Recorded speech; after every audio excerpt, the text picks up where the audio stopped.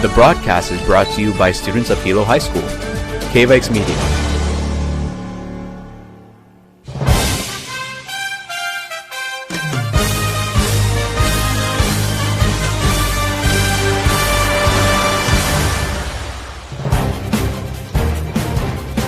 Aloha everyone here today. We are here down at Hilo Bay for a paddling race today. This is the third of close to our BIIF's finals. We have 3 more races of the season. This is the 3rd race left before we hit BIIF's, and it is exciting here today. We have clear blue skies, a pretty calm ocean, and hoping she will be kind to us today as we have, let's look at these teams. We have Hilo, Kamehameha, Keao, Kealakehe, Parker, HBA, St. Joseph, Ehunui, Waiakea, Pahoa, and Connections all here today on the beach. Many teams ready to go and roaring for action. It's been an eventful season, and we are excited to bring you some commentation today. My name is Nick Souza. I'm your guest commentator for today for the Hilo High KVIX broadcast, and we're excited to be here for everybody today. I don't have a co-host, so it's just going to be me talking on stream to all of you, and hopefully getting a little bit more intimate with the sport of paddling. It's one of my favorite sports, and I'm excited to get into the intricacies of it and how we're going to do today. Today's going to start with JV boys. All the teams are on the beach, just getting ready, warming up, talking with their coaches. And this is a very important time for paddlers. This is a time where they get to relax, where the stress level is low for them, and they really just get to be kids and not have to worry about throwing everything. This is where they're calming their nerves, and everybody has a different way of going about it. Some kids you'll see like to play volleyball. They like to talk with friends, and they all enjoy really just trying to keep those nerves down, because once you're in the boat, once you are on the line, it is high intensity as it's a sprint all the way. Look at that, we got a beautiful snow-capped mountain, Mauna Kea, a good complementary to the stopping of the lava flow here on the island of Mauna Loa, and it's going to be a good day for paddling.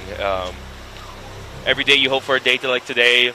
Every race you come out, you're hoping it's blue skies, you're hoping the waves are nice, and today is that day for us. And let's hope it continues all the way through. There's not a cloud in the sky, and we're excited on the black sand beach of Hilo Bay to go about it. But as I was saying, all the paddlers are working on calming their nerves or hyping themselves up, because once you're on that line, it is how would you say? It's not as calming as you might think. As you're sitting there with 6 of your friends, your crew, your team, your family, as you're sitting on that line, it can be very frightening, but it can also be very invigorating. Everybody has a different experience while you wait. Your heart's pounding. You can hear it in your chest as there's nothing but the waves, and the announcer ready to call the flag.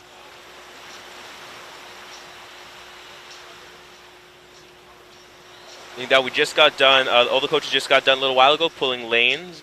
And let's talk about lane selection. Lane selection is something that is very important for many coaches, and it's what a lot of them strive for. As a good lane really helps give you an advantage. It's not everything when it comes to paddling. A good team can still pull through and win, even if they're not in their favorite lane. But each paddler, they have a lane that they like, and here in Hilo, we race horizontal against the beach. In Kona side, if you ever watch paddling races on those two sides of the island, they race two differently. Kona side, you'll race outwards against the waves. You race outwards towards the waves, actually, where you're going away from the beach. Here, you're going alongside the beach, and what that means is that the waves are coming against your canoe instead of in the front of it. So the further out you are, it may not seem that rough, but when you're on the water, it gets wavier. The waters get rougher, the waves get bigger, and it gets different. It gets difficult sometimes. If you're all the way out in lane 9, lane 8,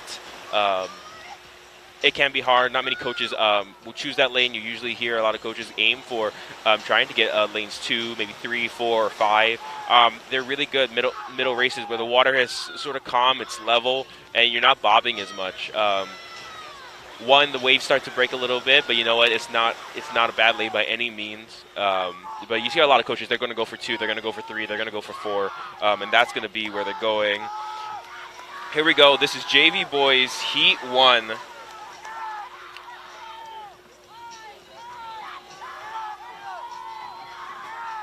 There they go. They're off to the races. This is half-mile races, which requires 3 turnarounds.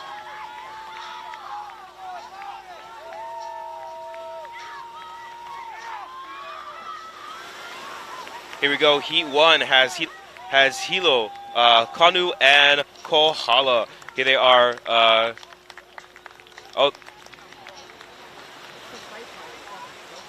They are not in the races. My apologies. I heard a lot of cheering, and I thought they were in the races. They are not. They're just getting to their starting lines, which makes a lot more sense.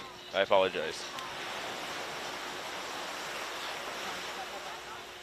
But in this is Heat 1, JV Boys. A lot of these paddlers, this is their first time paddling. Maybe not. Sometimes we have a lot of experienced people out there who've done sports and paddling clubs. But for JV Boys in high school, this might be their first time paddling. So, which makes it very interesting as you get to see maybe some mistakes, but you also get to see some people excel in this field of JV Boys. I love novice level events because it provides an opportunity to learn about the sport. It's hard to learn about it when everything's really perfect, but when you have these people who are new to the sport, it's so interesting to watch them get on the water and learn and pick up, and it's just one of my favorite things to watch. Yeah, in this heat for JV Boys, we have Hilo. They are going to be in lane 2, Canoe, which is going to be in lane 3, and Kohala in lane 4. This is going to be our Heat 1 JV Boys. You can see the Hilo High team is waiting right there, backing up. It's a bit of an art to back up in this sport. If you ever tried reversing a car, it's not the same as doing it here on a boat. It takes a lot of communication, and despite being in the front of the boat, the real captain of the ship is your seat 6, as they are the ones steering everything from behind. And they are the captains. They may be the silent captains, but they are great. You can see them making their little tunnel for their team.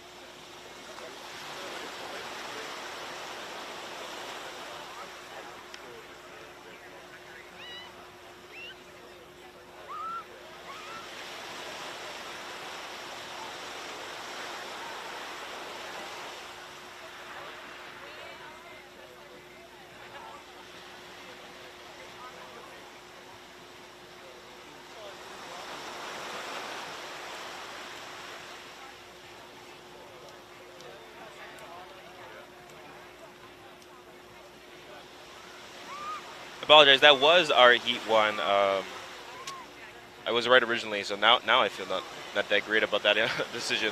But no, that was our Heat 1 boys, and Hilo came through as first place for that round. Really good. You can see the powerful strokes in them. And here we are. We're setting up for Heat 2. In this heat, we have Kamehameha, Kealakehe, and Pahoa and Connections. So we have 4 in this heat. You can see them lining up at the other end. So these are quarter-mile races. These are just straights. There's no turns in these. These are just straight sprints across the bay. And we can see them lining up right now. And this is probably the most nerve-wracking part as you're heading out. Once you're in the race, you're high adrenaline. You're heading out. You're pumping that paddle. But you're just sitting there, so all your nerves are building up while you're on the water, and it's an exciting time to be on the water.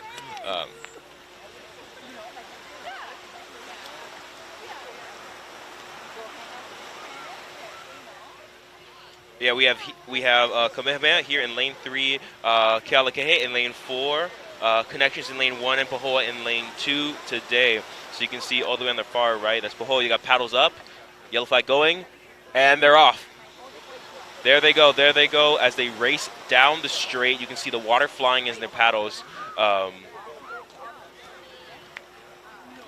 And now, when I say the captain of the ship is really your steersman, it's because they're gonna make or break how hard it is gonna be for you to paddle. If they can keep the boat straight, you're not gonna end up fighting. You can see a couple of these racers in the JV. You can see they're swerving. Pahoa is swerving a bit there as they are getting out, and you can see their steersmen as they keep trying to correct the boat as they're trying to go straight. They're trying to make sure that their paddlers are even as possible.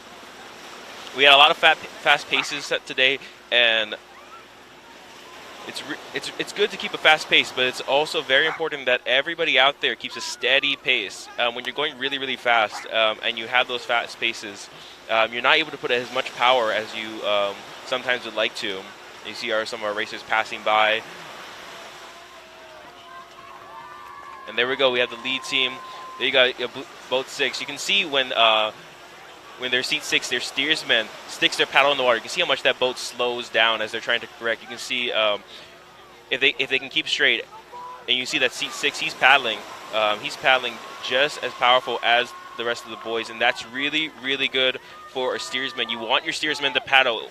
6 paddlers compared to 5 paddlers is a big difference.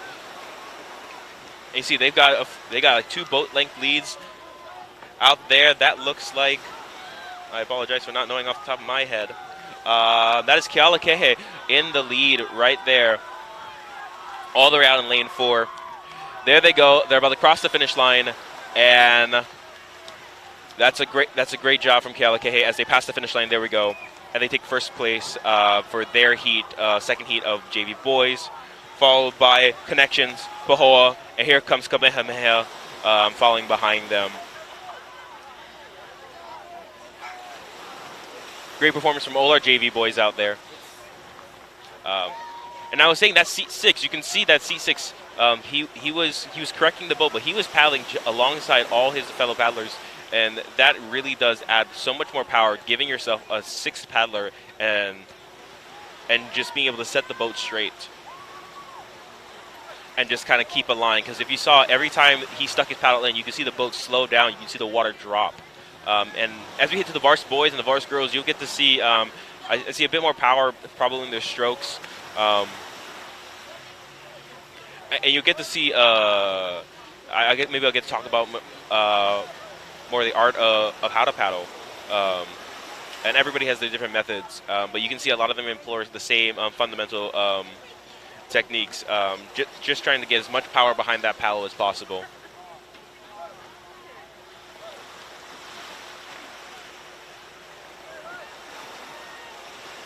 That was a great performance from Kealakehe, taking the lead. You can see the lead was shortening as everyone was shortening up, but they did a good job today. We're heading over into our JV girls heat. They are also doing quarter miles, just like the boy counterparts. And we have 1, 2, 3, 4, 5, 6, 7 teams for JV girls ready and rolling for 2 heats. Heat 1 is going to be set up of is going to be comprised of Hilo, Canoe, Kalakehe. The 3 of them will take care of will be Heat 1. They'll be racing in lanes 2, 3, and 4. And like I said, you see what I talk about when the coaches are going for those lanes 2, 3, and 4. That's where the water's nicest to you.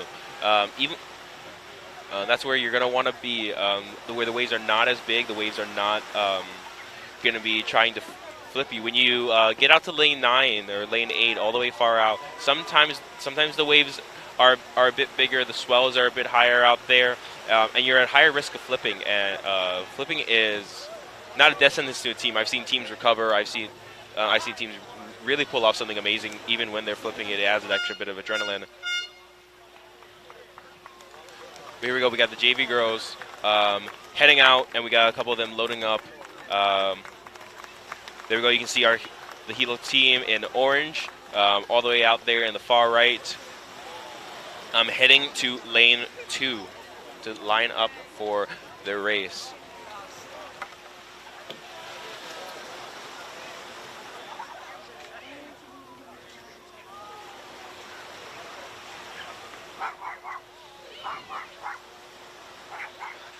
If you see on the beach, there's only so many people who can fit inside of at one point. You got 6 people in one va'a and can only do one race at a time. So you have a lot of your paddlers actually waiting on the sidelines, cheering on. And it's a nerve-wracking experience, especially if you're near the end of the day. A lot of people love to get their races done and over with quick, be the first of the day. But when you're near the end of the day, and you're sitting there watching everybody, it can be a bit nerve-wracking, but it is definitely an inspiring spot. It gives you a chance to really cheer on your team and be a team a player, because this is a team sport, and it's a team sport within a team sport, because you got your separate teams in the boat, and then you got the paddling, you got your club, your teams all together, and it's really exciting for so many people out there.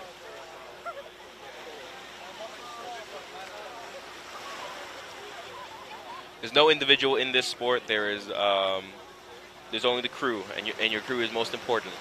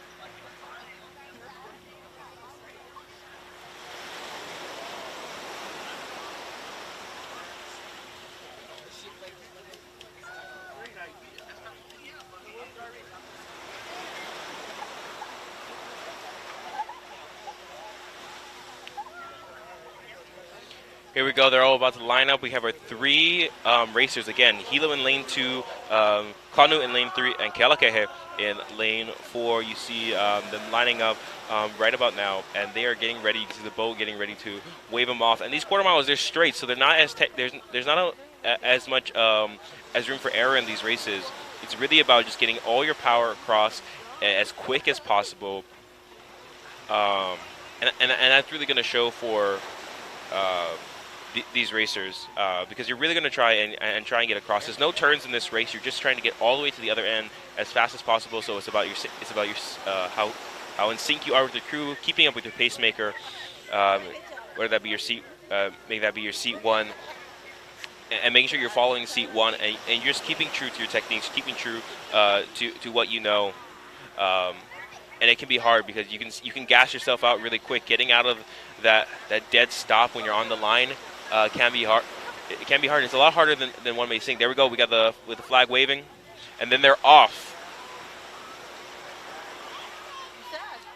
There we go in lane 4.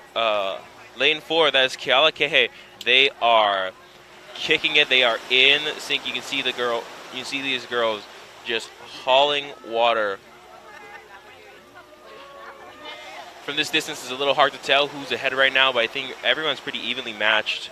You can see Kealakekee, they are fast strokes deep. They've slowed down a little bit since the start of the race, but they are fast and deep. Their switchover is a little messy of a switchover, but getting a good switchover is hard.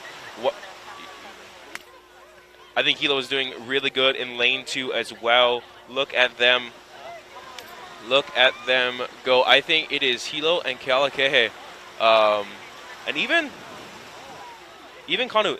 They're all neck and neck from this point. From I can't see from here. It looks like Kealakekee is pulling ahead.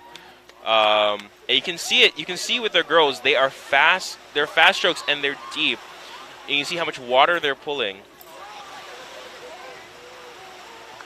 compared to the other racers here.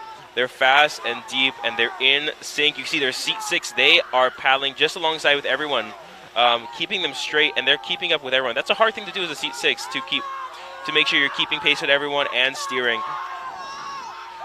Oh, look, there's Hilo. Hilo is pulling ahead, and they are gassing themselves up just for the end. I think they're overtaking. I think they might be overtaking Kealakekee here. Look at them go, and that is Hilo edging out right ahead.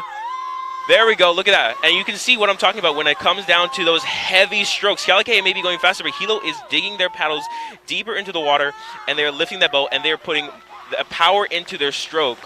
And boom, they're right across the finish line, and that is Hilo taking it for this heat of JV girls.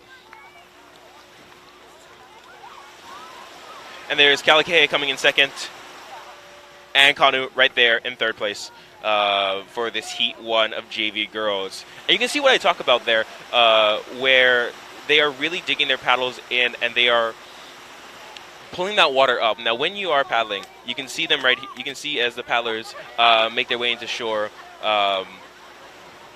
It's not just a backwards motion like a rowboat. You are digging that in. Your top hand is pushing that paddle down beneath the boat as low as you can, because you want to throw as much water as you can underneath the boat and lift it up, and that really is what allows you to fly across the water.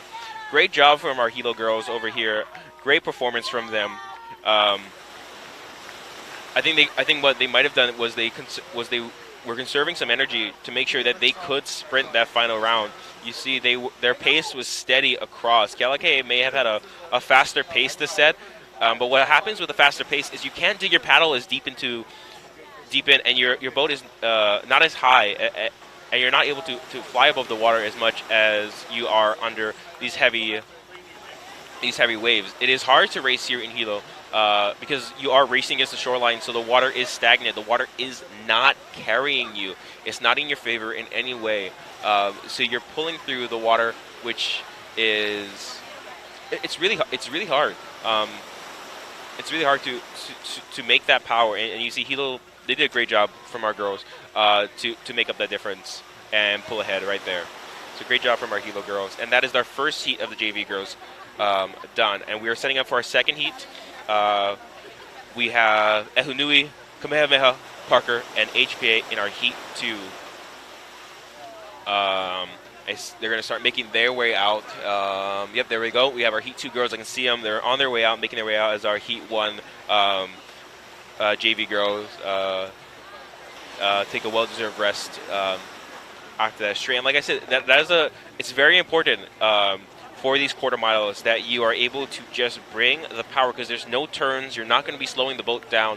So that power there's no second wind. There's no time to rest. It's a full-on sprint. This is the 100-meter dash of paddling, and it is very exciting. It's very short. It's very short, but when you're in the midst of the race, it can feel like a high-intensity workout, because that's what it is. Oh, there we go. We got the horns out. And we see, making our way out, we have HBA. They took lane 1. Ehunui is in lane 2, Kameme in lane 3, and Parker in lane 4. All good lanes. Lane selection is it's not really a big thing when you have these smaller heats. They're still good. Everyone, it comes down to more. I think a lot of people think they have a favorite lane. They have one that served them well. When they practice in when they're here on Hilo Bay practicing. They may practice that line, so they want to favor what they practice on. But these are all good lanes. So really, when you get to these bigger heats, like our varsity boys. For the finals, they're all going to be in a heat. There's going to be 8 lanes and 9 out there on the ocean, and that's where lane selection plays not a big deal, but a considerable deal. Where you are going to not everything is going to be in your favor. Sometimes the waves may not be kind to you, but that is the sport of paddling. There's you, and then there's the ocean, and sometimes she's kind, sometimes she's not, sometimes she loves you, sometimes you pissed her off. There's the officiant boat going out, making sure that all our paddlers are ready and in place.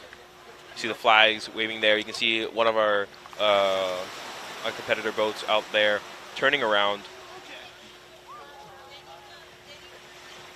And look at these. Straights go. Lines up, ready to go. Making sure that all paddlers are not ahead of the flags. Those boat holders are super important because their job is to make sure that, you can see one of the coaches there, they were hanging outside the boat. It's not just the paddlers out there. You have 2 boat holders that you bring out there with you to make sure that your boat is not across that flag before the race starts, because that's an instant DQ if you start the race and your nose of your boat is ahead. So those boat holders, they play an important role. And it's a tiring job because the boats leave you behind and you got to swim back to shore. Swim all the way back to shore with no canoe to take you. There's the yellow flag. And they're off. There they go. This is our second heat of a JV girls. We got 4 canoes in this race. And look at them go. And now watch those paddles. You can see, watch them be in sync. Watch them. That's the most important part. You can have a good stroke. You can have a good line. But if you are out of sync, that is really going to bring down how much water you're able to move. This looks like our lane 4 that we're focused on. This is Parker School all the way out there in lane 4. And you can see what I'm talking about when if we were able to punch into our Ys anytime soon again, or not our Ys, our close-ups anytime soon again. You can see them dig those paddles into the ocean, and that's really where you want to be. You want to be taking those heavy strokes. It's not about how many strokes you can do. It's about how much power you can get behind your paddle.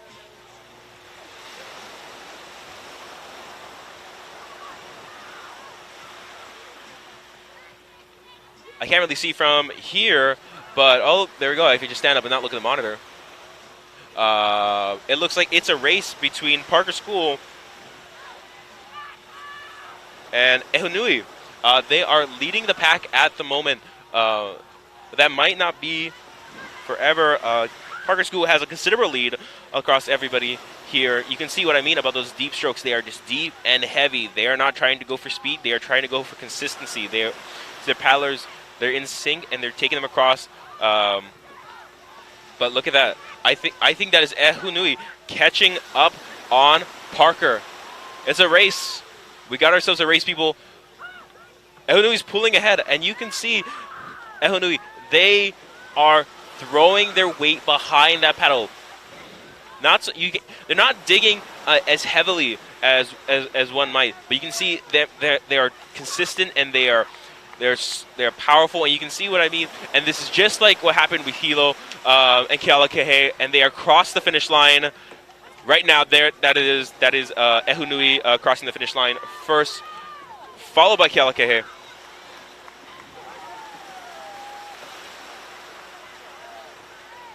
Sorry, I apologize. Followed by Parker in our remaining 2 teams. But you can, just like Hilo, they may have been behind, but this is a quarter mile. This is a sprint.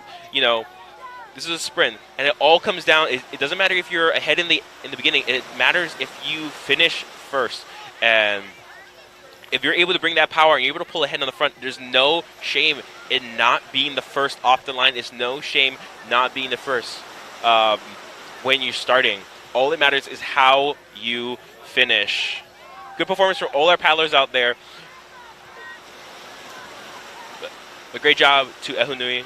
Was it Ehunui? I apologize. And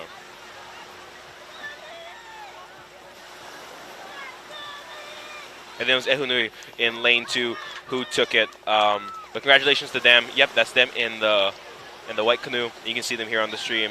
Great job from these girls. You can see them just deep strokes. That's what you're going for. Those deep strokes are really going to take you. And you can see the power. You can see that boat just kind of glide through the water. And that's a clean changeover. I mean, they're not even in a race, but that was a clean changeover. Everybody back in the water, same time. Good job from them. Good job to all our JV girls. And with that, we're moving on to our varsity girls after this.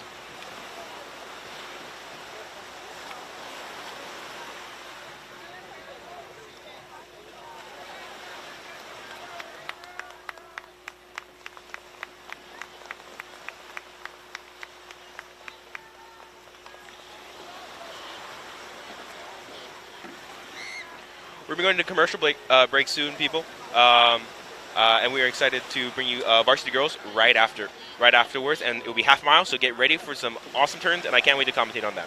But see you guys folks after the commercial. Aloha, my name is Kinjay Smengoba, and we are here at canoe paddling. We are here with.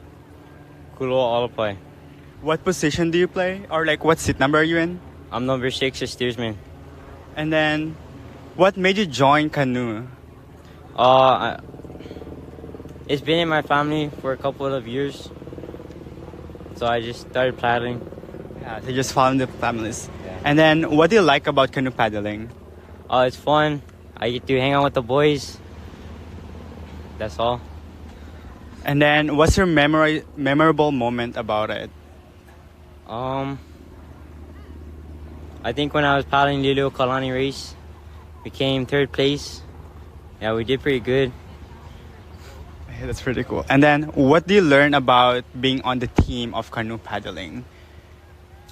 I learned the traditions and every seat that had their jobs and how to rig a canoe too. That's really cool. And then, I think that's it. All right, thank you so much. Thank you. Hi, I'm here with. Delilah Martin. And then, what's your seat number? I sit in seat 1. And then, what school are you from? KL High. And then, what grade are you in? I'm a senior. And what made you join canoe paddling? I joined my freshman year because my sister joined it. My best friend paddles, and I'm really glad I did. So. And then, what do you like it the most? I like being on the water. I get to spend time with my friends, and it's a lot of discipline and hard work. So it really builds you as a person. And then, what are some of the lessons that you've learned of being in the team of canoe paddling?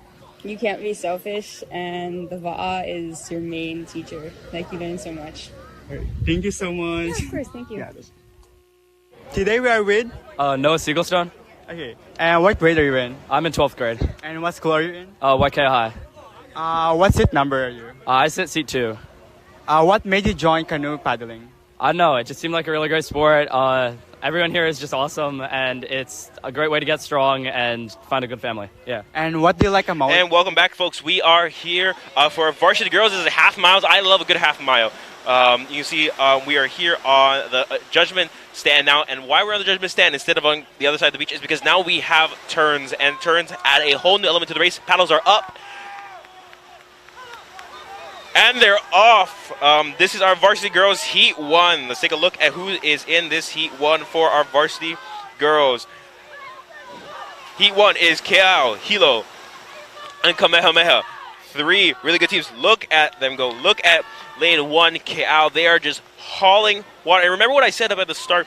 It is not about how you start this race. It's about how you finish it. So I am worried about them gassing themselves out really early. But maybe they have the power to just take it through. But look at these varsity girls go. this is what varsity is. This is what happens when you have more years behind the paddle in the canoe. You can just see how much faster they are than the JV. And that's nothing against JV. That is just simply what happens when you're able to be in this sport longer, able to adapt quicker. But Canoe just taking the lead, clean changeovers, pulling that water, getting that water under the canoe, and just lifting it up. The more of the canoe that you can have out of the water, the better it is for just being able to glide across the water. It's the difference between trying to between swimming and surfing. Surfing is much faster than swimming because you're not fighting the water, you're gliding across it. And here they are. They're going down the beach, all the way down. And it may not look like it, but they're still keeping that speed. This is Hilo, Kamehameha, and Kea'au schools. Kea'au is in lane 1. You can see Hilo in lane 2 and Kamehameha in lane 3. And here they are. They approach the turn. Now you can see they're getting closer and closer. It's a bit hard to see from this angle, everyone. But what you want to do is as you get close to that turn, you're going to want to get your ama as close to the flag as possible. You're going to want to make it as tight as a turn as possible. The bigger of a turn you make, the harder it becomes. As you see, our camera's going to try and get as close as they can. Zoom in. Oh, there we go. We can see Kamehameha over there as they are reaching the turn. I don't think they're the first in the turn, but I think we're going to get to see a little bit of that action.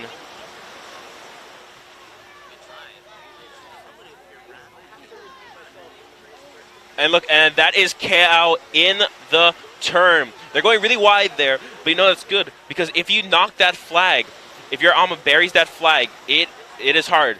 You can see, oh, that's Hilo right there in the turn that we're watching right now. KS is making the same turn as well. Hilo is out of the turn. And so is Kea'au. And Hilo is coming out of the turn as well.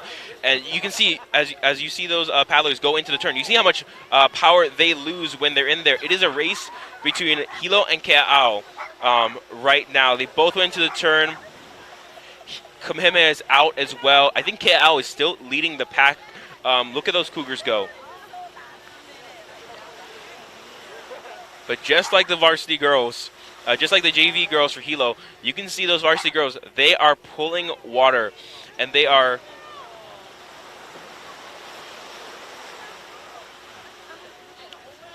You can see them, heavy strokes, deep strokes. They are pushing. You can see seat 4 is pushing her paddle along with pulling in. That's just going to create twice as much water underneath that boat. And it's really going to pick them up and carry them across the finish line. But let's see. I think it's still a race between Kea'au and Hilo, and it's hard to call. It's hard to see who is in the lead at the moment. I believe Hilo has taken over Kea'au and is leading the pack.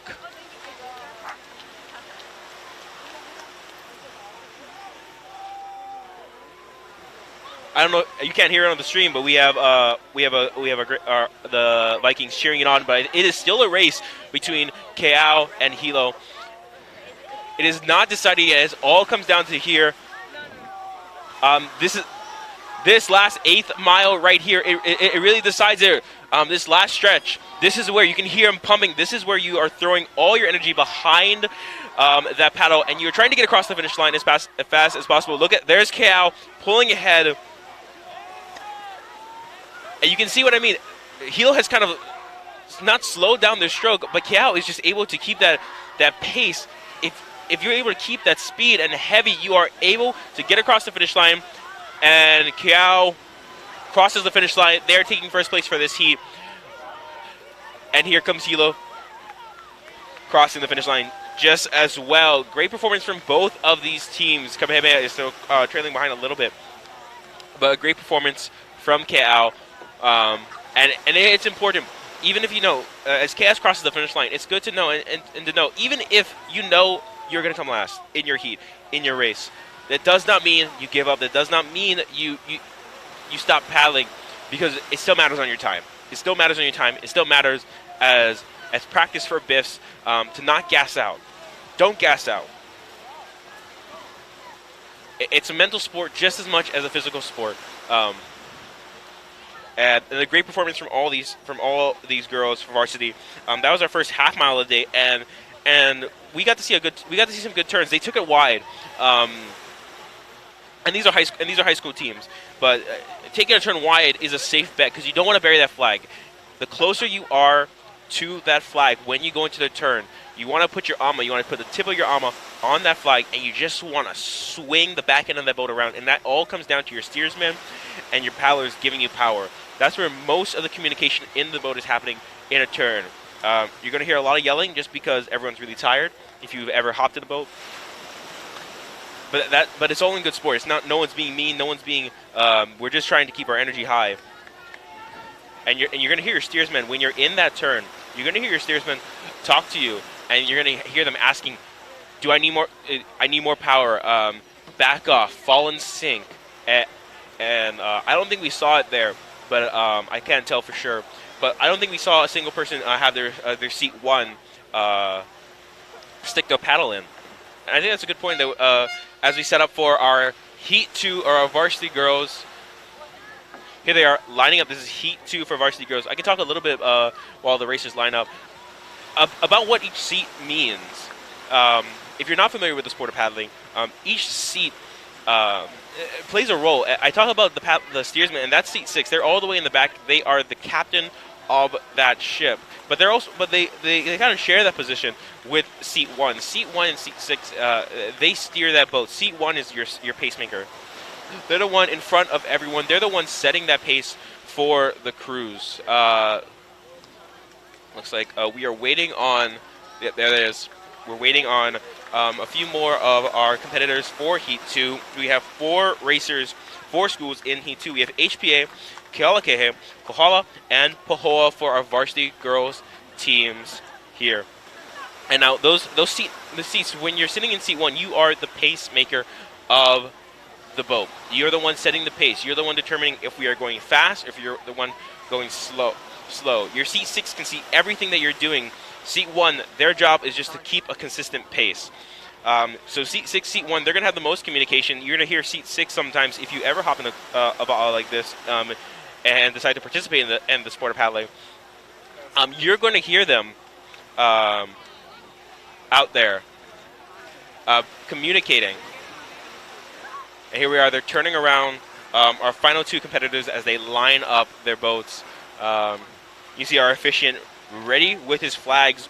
You see 2 flag colors right there. Yellow is get ready, and you see the red is go. I believe that is a red flag. But here they are sitting on the water, and I believe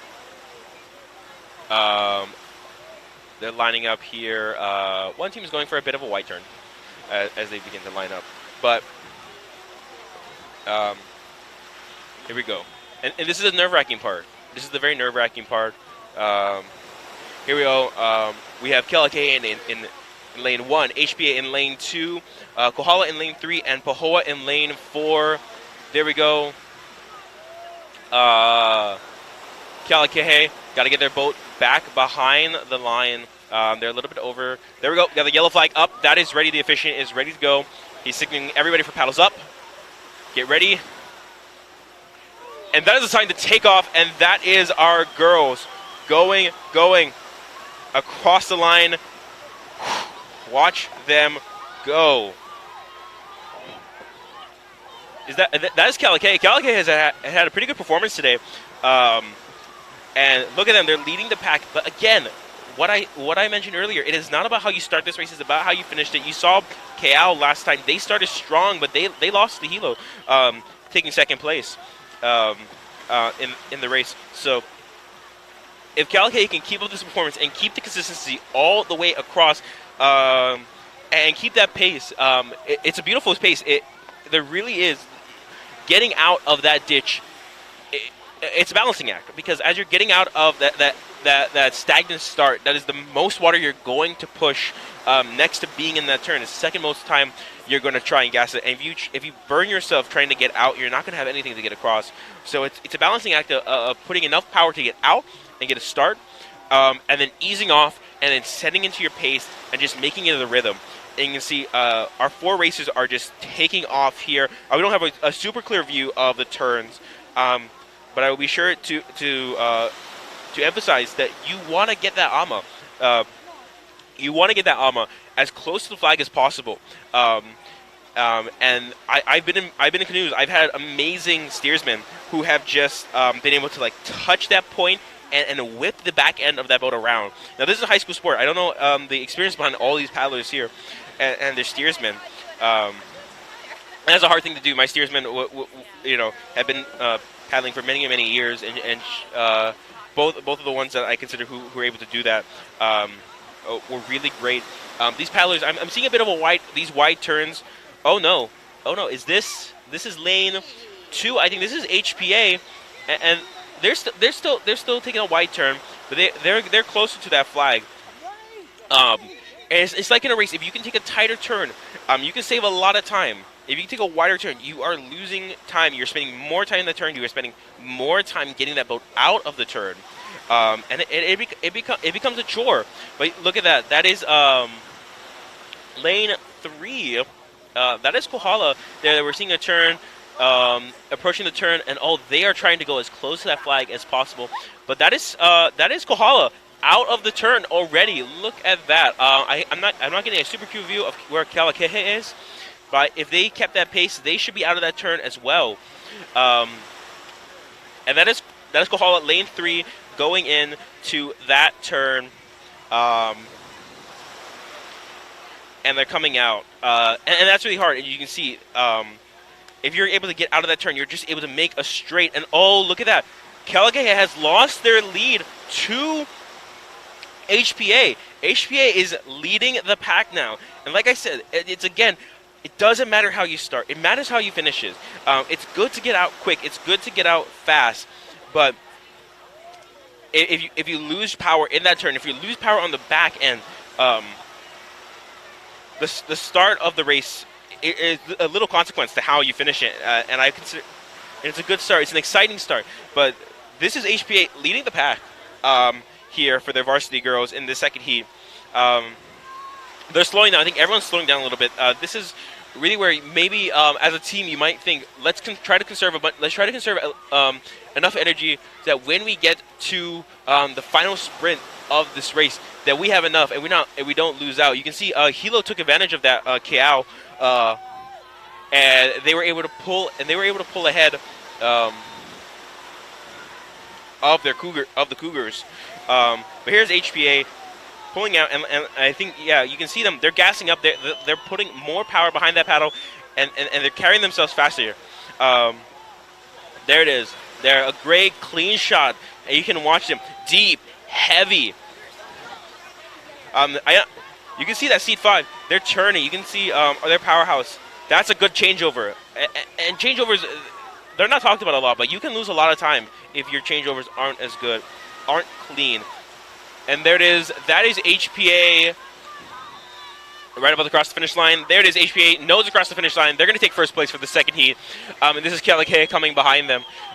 Great performance from these two racers, these two teams right here. It was a good race. Kealakehe took the lead, but HPA came around. They came around, and they came roaring and ready.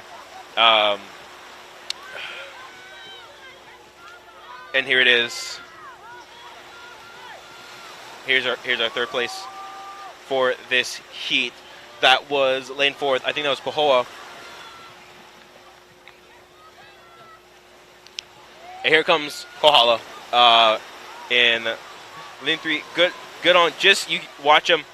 Don't gas out. Just keep going. Get your nose across the finish line. Time matters. Time matters. Like I said, it's a mental sport. You can obviously see them slowing down, but you're not allowed to relax until that nose is across the finish line. And there's been races out there, and I have seen them as my time as a paddler, where it is nose to nose. So you do not relax. You do not relax until you are across that finish line and you hear it. You don't stop paddling until you hear paddles up. But that was a great performance from HPA right there, coming out of that turn. I think they went into that turn and they picked up speed and was neck and neck with Kealakehe as they went into the turn. But as they went into that turn, I think HPA just got out quicker, and they might have taken a tighter turn. I could not see where Kealakehe was, but they were able to get in and out, and that was a pretty quick turn. I've seen turns kind of stagnate a boat, but no, they were able to get in and out and across it, and just carry that pace across. You can see them kind of conserve a bit of energy as they were making their way down the final straight. But for that final sprint, as you hit one of the halaos near the judges' stand, that is your cue from your steersman usually to just sprint and put all the power and if you're gassed out by then, you can get overtaken by a team that's right behind you. Even a team that you may have thought you had a good lead on, if they're able to bring a lot of power on that final straight, it's about how you finish it. It's all about how you finish these races. Good start does not equivalent a good finish. So yeah, good job from our varsity girls. And we're moving on to our JV boys finale. We're back to quarter miles with this, and it's still exciting. It's still exciting. Quarter miles are still exciting. I know we just got to see some turns, and you get to be a little bit more intricate to how you're doing your energies. Quarter miles are simple, but that just means it's nothing but the basics. It's nothing but how you're getting across the line. And if you can keep a straight line, you know, a steersman can make their team's life so much easier and get them across the finish line faster if they are able to keep that boat straight, and they're able to see from the back of the boat. You know, when I say they are the shadow captains, look, they're there. I think I'm hearing the boat sound off for our quarter mile girls. Sorry, not quarter mile girls. Quarter mile JV boys. Making sure that all the canoes are ready and to start setting out. But the C6, they are the captain of that ship. They can see everybody. They see everybody from 1 to 5. They see all the seats, and they can tell when the pace is off. They can tell when more power is needed. They are the ones really watching all the intricate parts of what's going on. And talking about seats, while we set up for JV boys, this is their finals.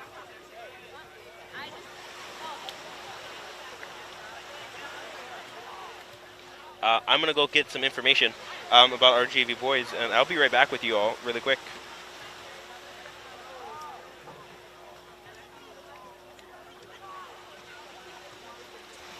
Today we are with... Noah Siegelstone. Okay. And what grade are you in? I'm in 12th grade. And what school are you in? YK High. What seat number are you? I sit seat 2. What made you join canoe paddling? I don't know. It just seemed like a really great sport. Everyone here is just awesome, and it's a great way to get strong and find a good family. Yeah. And what do you like most? What do you like most about it? I don't know. I feel like the community is pretty great. Like, we're able to go and like cheer with you guys, like cheer with Hilo, and then go cheer with YK. And I don't know. It's a great feeling. And just like being out on the water is pretty dope. It's awesome. Yeah, it's a great sport. What are some of the lessons that you've learned being on the team? Definitely like discipline and just like kind of like how to work with like cohesively with another team, and just kind of like work to paddle as like one boat and not individuals, you know? So it's, yeah. And then what do you look the most when you're going to the race like this? I look forward to, honestly, I look for just kind of getting out there and like the moment like right after you start, because every time before then it's all stress, but as soon as you start it feels really good. You're kind of out in the water, you're just like working as hard as you can, and after that it's just all up to fate, you know? Yeah. And what would you say for the younger kids who want to join canoe paddling? Do it, have fun, join. Like I don't know, I'm like new to the sport and I'm out here racing with people I haven't known that long, and I know it's a great way to just get connected, so for sure, do it. Yeah. All right, thank you. Okay. Aloha, my name is King James Mengoba and we are with... Wakia Kiloho. What school are you from? I'm originally from Navahi, but we paddle under Hilo High. Yeah, and then what grade are you in? I'm currently in the 10th grade right now. And what seat number are you in? I'm usually in between 1 and 3 right now. And then what made you join in canoe paddling? Oh, a big inspiration was my brother, my older brother. He did this exact interview last year with you guys. He's a little on the bigger side, but he was really my main inspiration. I love that guy with all my heart, and you know, he just somebody that really inspired me to join. I really love that guy. Thank you. And then what do you like the most about canoe paddling? What I like the most about it is the competitiveness, but also everything's like a family because we all have to work together as one. And you know, with 6 people, it's a lot of hard work. You got to get used to these guys. You're sitting in close quarters, and you got to just be able to find your blend with these guys. And you know, after a while, you start gaining a type of friendship, and then it becomes the family, and you start treating them like you know them your whole life. And what are some of the lessons that you've learned while in the canoe paddling team? Some of the lessons that I learned is never think you're the best, because every time there's going to be someone better than you. All these boats, especially coming out with a pretty good crew, they're mean, but you know, we got to learn to pull through. Once we get that, we're going to be good. We're going to be good after that. And then what do you think of the race today? You know, we did good. 2nd place, thankfully. I was really looking up to my brother. I don't want to say anything offensive right now, so I'm just going to keep it. Thank God for, you know, giving us the opportunity, and thank you to my aunties for letting me go paddle with the varsity boys today. And then, if you have one advice to our viewers right now, what would you give to them? Stay humble. Don't think you're better than everybody else just because you're put in a hard seat. Just stay with your guys because you have to blend. It's all about the blend. So stay one, stay as a family. All right. Thank you so much. Thank you. That was so good. Thank you so much.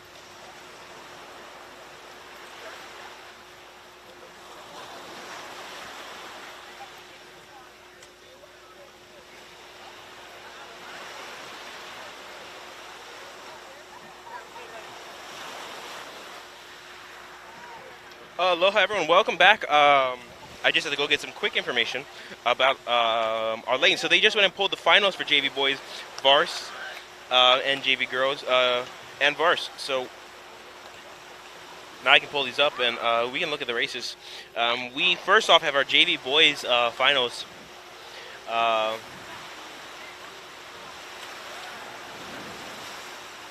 So here we are. And this is where lane selection is, because this is the finals. This is not heats. This is to give everybody heats are to give everybody probably the best chance they can get in favorable lanes. But here, this is the final. So everybody races at one time, and this is where your lane selection. It does help. It does help, you know. And if you're able to finish first, and if you're able to finish well in the heats, let's talk about these JV boys.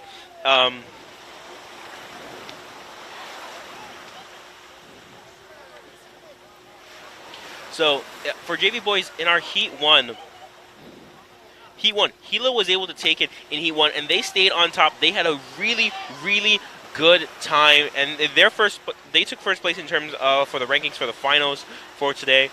Kealakehe, who took first place in their heat, they took second place. So I think it's going to be a race between Hilo and Kealakehe for this race today. You can see them lining up. Hilo took lane 2. Lane 2 is a good lane. I like lane 2 because you're right on the shoreline. That is where the water is the calmest, typically between lanes 2, 3, and 4. And Kealakehe took lane 4. So they're not going to be next to each other for this. But I would say if you're going to watch out for anyone, watch out for the JV boys. We're going to be watching Hilo, and then we're going to be watching Kealakehe. I apologize, not Kealakehe. Canoe. Hilo took lane 2, and it's gonna be a race. Between my apologies between Hilo and Canoe for their races. Getting our JV boys and JV girls mixed up a little bit, and I apologize for that. But it's gonna be a race between Hilo and Canoe, I believe, as they took first in both of their separate heats. Connections not doing that bad either. Connections, who is our runners of the race, they're the ones in charge. You can see their coach, who is the officiant for today. And don't think that a coach is going to have favorites. When they're out on the water, they are the officiant, and they're there for safety. They're there to enforce the rules. And so you can see Connections. They took third. Third place.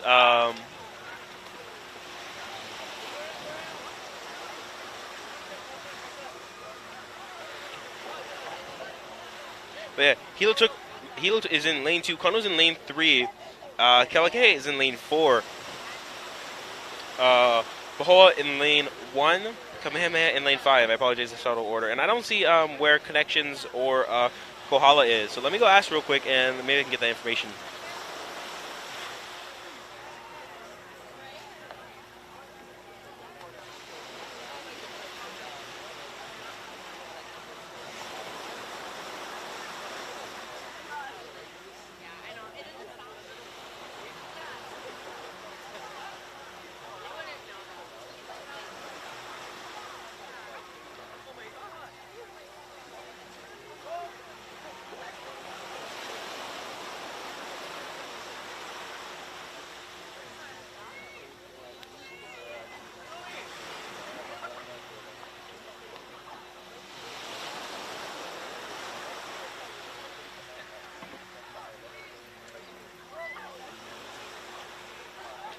So I just got news. I got news from our judges. It is not Connections is not going to be in this race.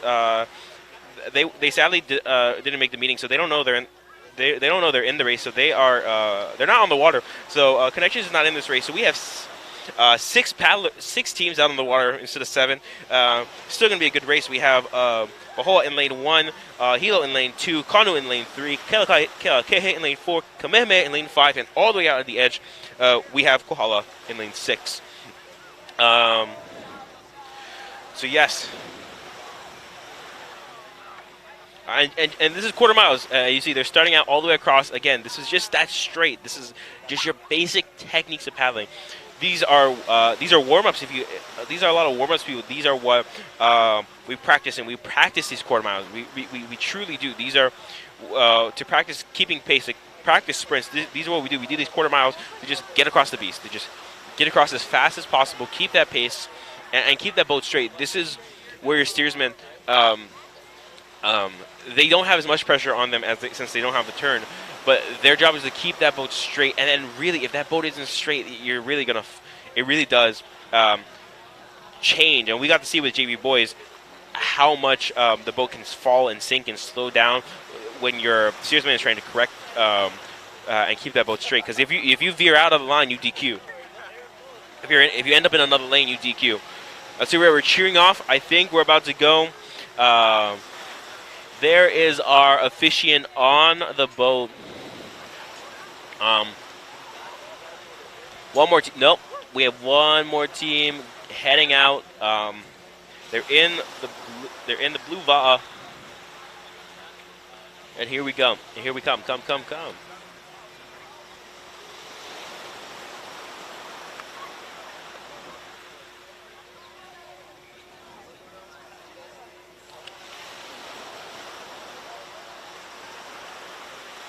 Again, the skies are in our favor today. Not a cloud. I'm seeing a few clouds off in the distance, but in terms of what's over our head, nothing but clear blue skies, blue ocean, blue skies. Great day for paddling. I hope all our paddlers brought some sunscreen because, have I experienced my share of farmers' tans from these races. There we go. We got flags in hand from our officiant. Yellow flag means paddles up. Get ready when he starts waving it. Oh, paddles up. Waving, get ready. And we're off. Go.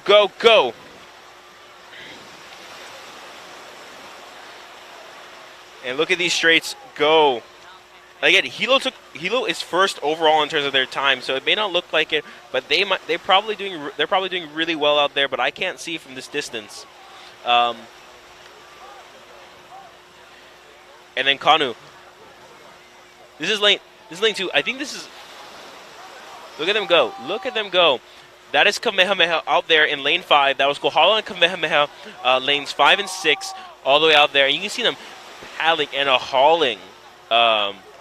Is that Kamehameha? I think that might be Kamehameha pulling ahead. Are they leading? They might be leading. Look at them go. Look at them go. Now Kamehameha.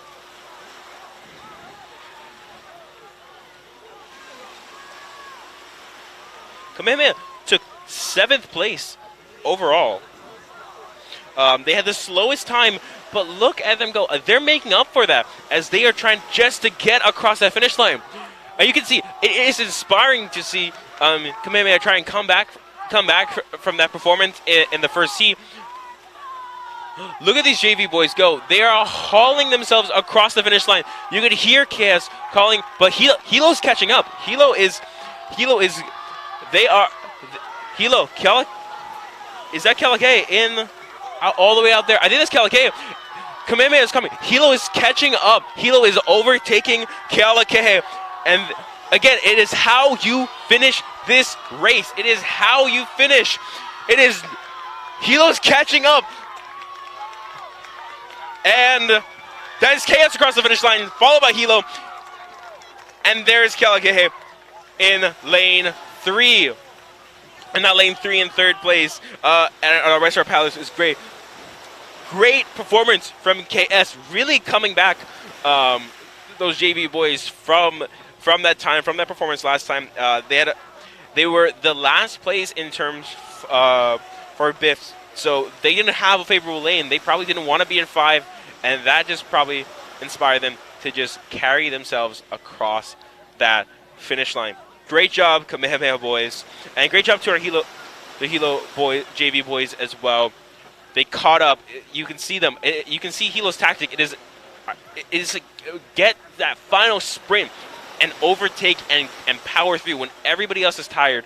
They are not, and that is a strong point that has worked for them favorably. But today, KS was able to just take it across the finish line. But they were close. You can see if Hilo had just a bit more of a lead, if they had taken off sooner, if they had maybe put a bit more power and they were in the lead, they probably could have taken over KS. They were not that far off. Hilo is a scary, scary beast as we are seeing this season. But good job to KS boys for pulling through just consistency and power for them. You can see those boys. It was deep, it was heavy, and it was fast as well. And that's the biggest thing, is if you're able to put power and keep that speed up, that is where you can really gas yourself in these quarter-mile races, because you're not losing energy, you're not stagnating in turns. You are here we're watching KS get out of the boat. Congratulations to those JV boys in the water, and change over as we head over to our JV girls finals. But like I said, these quarter miles, they are just straights. They are nothing but the basic techniques. They are nothing, no turns. So as you are gassing yourself through it, consistency is key. And if you're able to go fast and quick and strong, that is a recipe for a winning team for these sprints. When those turns can be a killer, and you can see that the deciding factor for some of these races. You can see it with HPA. I really think that turn was a deciding factor in their race against Kalake. But here we are. We didn't get to see varsity boys today. We're only doing varsity boys finals, and so there's no Heat 1, Heat 2 for those Vars boys. So we're just seeing the finals. I don't know the specifics of why we're not seeing Heat 1 or Heat 2 for those Vars boys. But you know what that means? That means they are roaring and ready to go. We are hopping into our JV girls finals. This is another quarter mile straight. And I'm excited. That was a good race. That was a really good race from the JV boys. Really, really good race from them. That was a good performance from them. Again, a lot of these kids, for being JV, this is their first, second year maybe paddling. They might have more experience But when you're this age group, a lot of them are going through puberty and discovering their muscles. You can see JV KS boys right here taking a photo, celebrating their win today. Great job, and it's, again, in this sport, in many sports, it's how you finish. It's about the score at the end.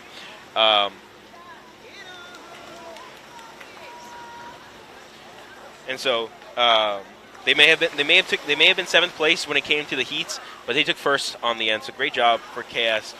These are our JV girls. That's Hilo heading out to their end. And so a very funny thing is your steersman. Sometimes when you're heading out to the race, don't gas yourself. Don't gas yourself trying to get there. Take it nice and easy. You got to get there in time, but take it easy as you're getting there. Just keep it slow as you're trying to get to the boat, trying to get to the start line. You don't want to be tired before you even get to the start. And these quarter miles, they're far away, the start line. It's not by the judges' stand. So Hilo's got to make quite a bit of a trek. They're one of the farthest teams out here, in terms of be there all the way by the judges' stand. And so they got the far travel to get all the way out there. But don't gas yourself as you're getting out there. Don't exhaust yourself as you're just trying to make to the start line. But yeah, again, I just want to emphasize the part about of Kamehameha's win there for JV boys. It's about those straights. If you're able to take that paddle and bury it under that boat, and you don't want to. And when I say bury under the boat, I mean push the water that you're paddling under the boat. That is the mindset you really have to have, is that you're picking up your boat, you're picking up the canoe, you're picking up the ball out of the water, and you're making it so that there's less resistance. It's physics. The less water underneath that boat. I mean, not less water, but the more that boat is out of the water, the less friction you're facing. The more you're able to just glide across. It's a difference if you can see it when you run your hand.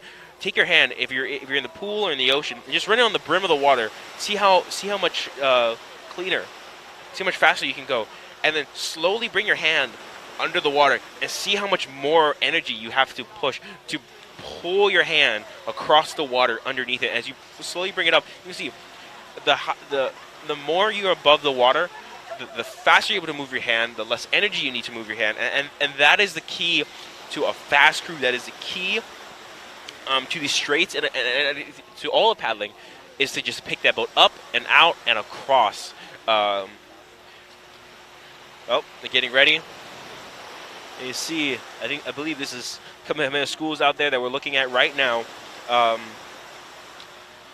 Officiating is getting out there. I think that's Hilo. I think that's our Hilo team still turning around.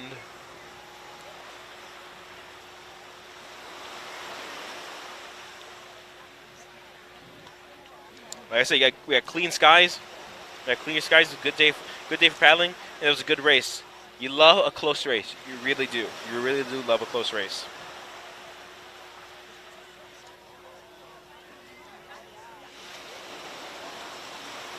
Yep. Flags in hand from our officiant. This is our JV girls. JV girls. We have 1, 2, 3, 4. We have 6 racers. Oh, flags are in hand. They're getting ready.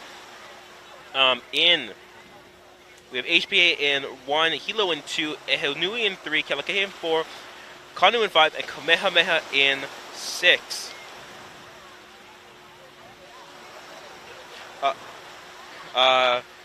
Kamehameha is in 6. They had a really good performance, but they went over the line. And so flags are up. That is paddles up for our racers. Wave, and hooky, and we're off.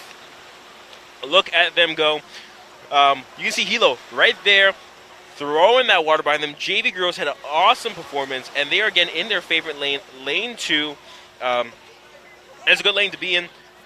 People love lane 2. I always loved lane 2 when I got the pick. We sometimes went lane 4. Sometimes our coaches like that, but lane 2 was always one of my favorite lanes to be in. And I agree with Hilo that it's a good place to be in the Bay Area. Let him go. It's hard to tell from the broadcast right now, but look at that. Look at that. That is KS. I think KS is leading again. Is KS leading again? Possibly all the way out on the furthest edge. They did a do-over on the line, so they're trying to make up for having to pick last. You know, lane 6 is evidently not with the coaches. I was there with the coaches at the coaches meeting, listening for the lanes, and their coach, they want to be in lane 2. They want to be in lane 3. They want to be in lane 4. But they're here in lane 6, and look at them fly.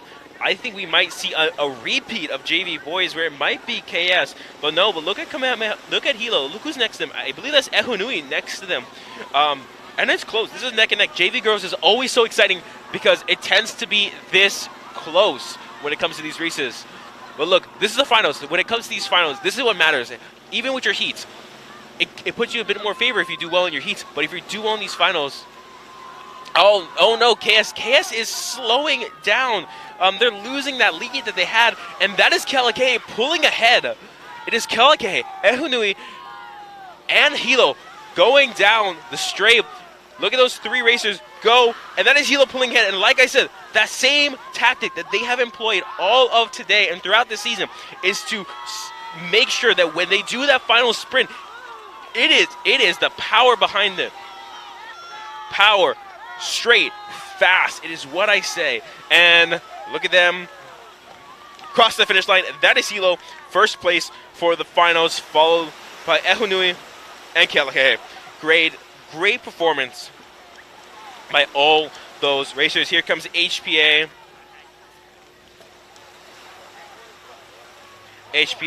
Canoe, and Kamehameha. I couldn't really see. I believe Kamehameha had a pretty good start, but you know what it was? They probably gassed themselves out. It is hard. It is hard, these quarter miles, because you're excited. You're at that line, and you just want to get across.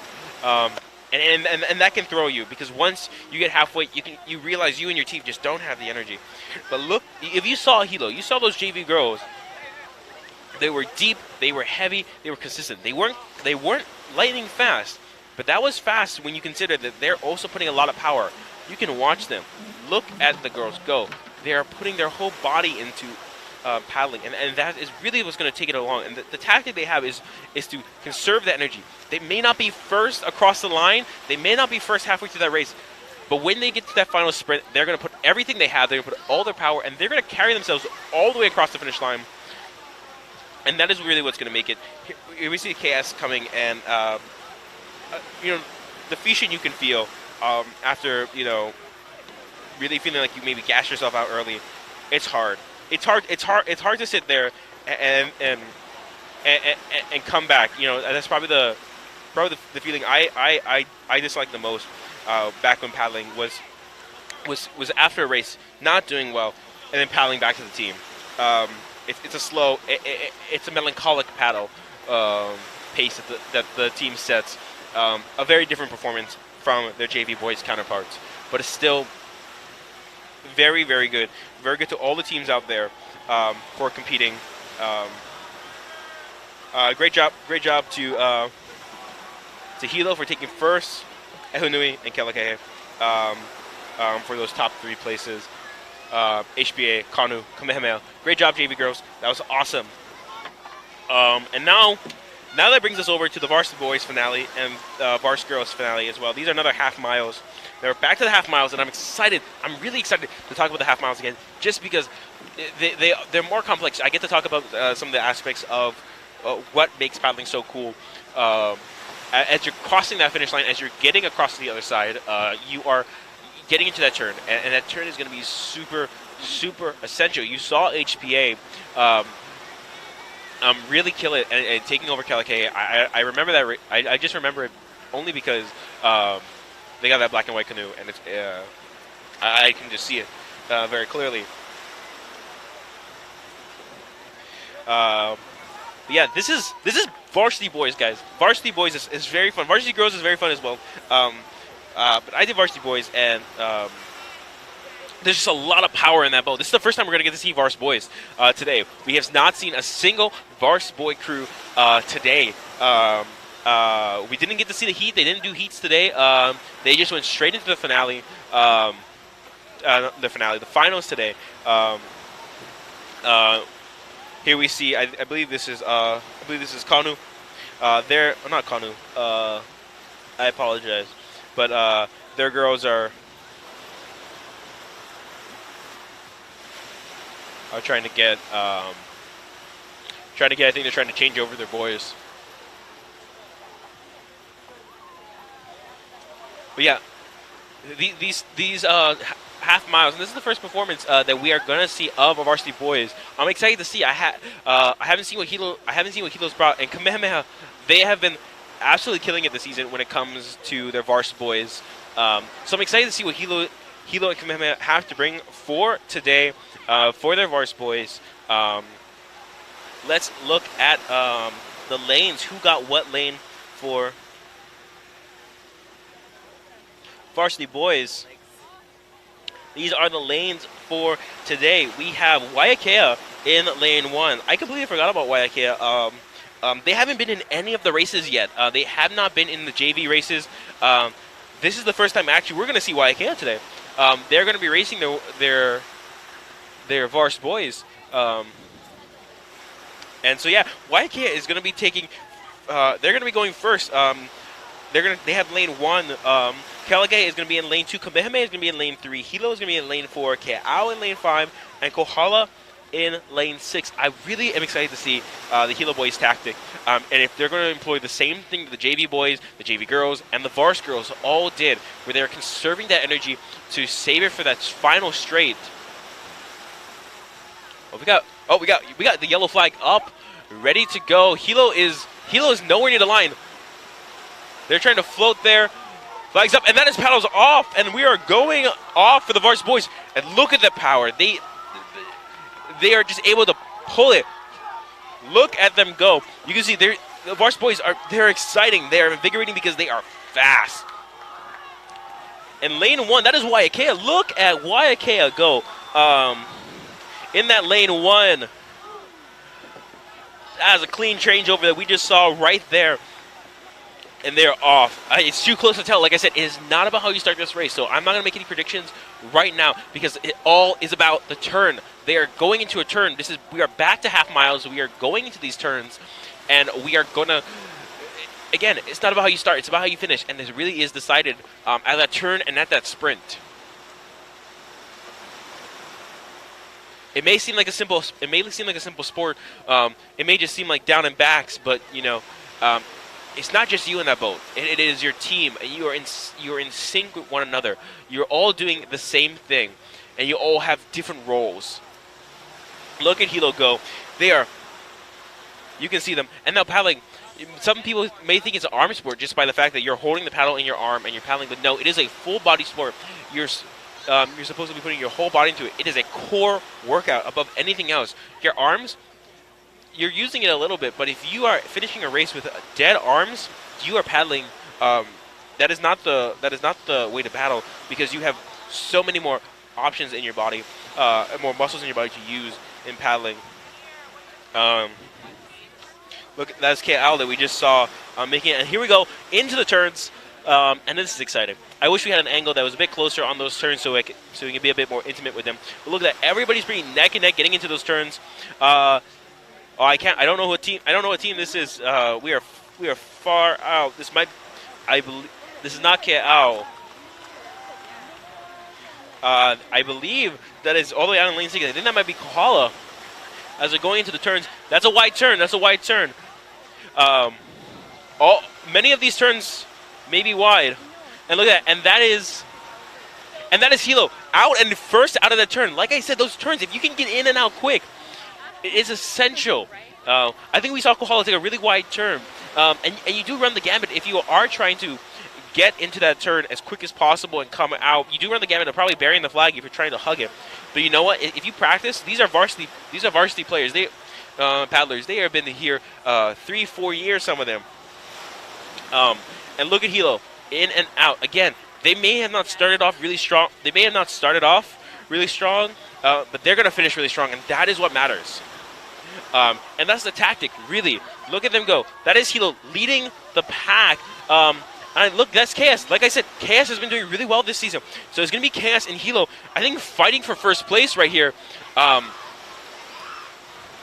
Look at Hilo, look at these Hilo boys. A little bit of a messy changeover from that seat 1 and seat 2, but look at them go. That is Chaos and Hilo neck and neck. Hilo is leading just by a little bit, but you hear the cheers from the crowd cheering them on. Look at them go. Oh, and that is nose over nose. That is Chaos taking the lead over Hilo. Carrying it across. Can Hilo bring that final sprint, or are they going to resign to second place? I think that's first place for Chaos, but look, no. They slowed down a little bit on that changeover. Don't change over. You don't want to change over. You really want to be careful on those changeovers. You don't want to change over a lot, because the more you change over, and look, that is Chaos. That is Chaos across the finish line first. Great job from Chaos. Here comes Hilo, second place, and YKA for third place. Great job, varsity boys. And then Scalake coming in for fourth, and we have Kao and Kohala coming in as we cross the finish line. And no, on that thing I said about the changeovers, when you're in that final straight and you're going through that changeover, you got to be careful. The instinct is probably to change over quicker because you're pulling more reps, but you know, your seat, sometimes it's your seat 3, sometimes your seat 2. It comes down to who's calling your changeovers, but they're the ones in charge of calling when we change over. And you can get really tired changing over, paddling on one side for too long. But if you change over and your changeover is nasty and not as clean, you can lose a lot of time. So you really want to be selective on when you are doing the changeovers. But congratulations to Kamehameha Schools for that first place for the varsity boys. Like I said, they've been doing good all season, and we really got to see them show off that spirit here. And great job for our Hilo boys. Like I said, that tactic of conserving energy and really saving it for the straight, it's a bit risky. It can be a bit risky if you're not trying to get a good enough lead, because that means you are trying to play catch up.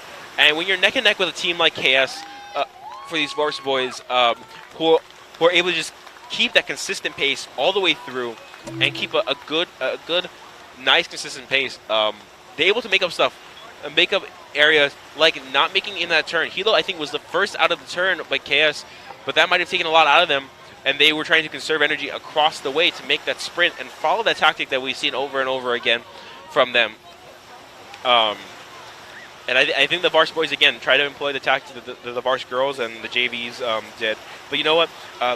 Nonetheless, it was a good race. And YKO, like I said, they may have started really strong. But again, it all comes down to how you finish that race. It all comes down to getting that nose across the finish line. And YKO boys, really great performance. Good seeing them out here. It's the first time we're seeing them out here today. And that was the 9th race of the day, and that was the first time we got to see YK. I'm going to take a quick sip of water, because I've been talking a lot today. Real quick.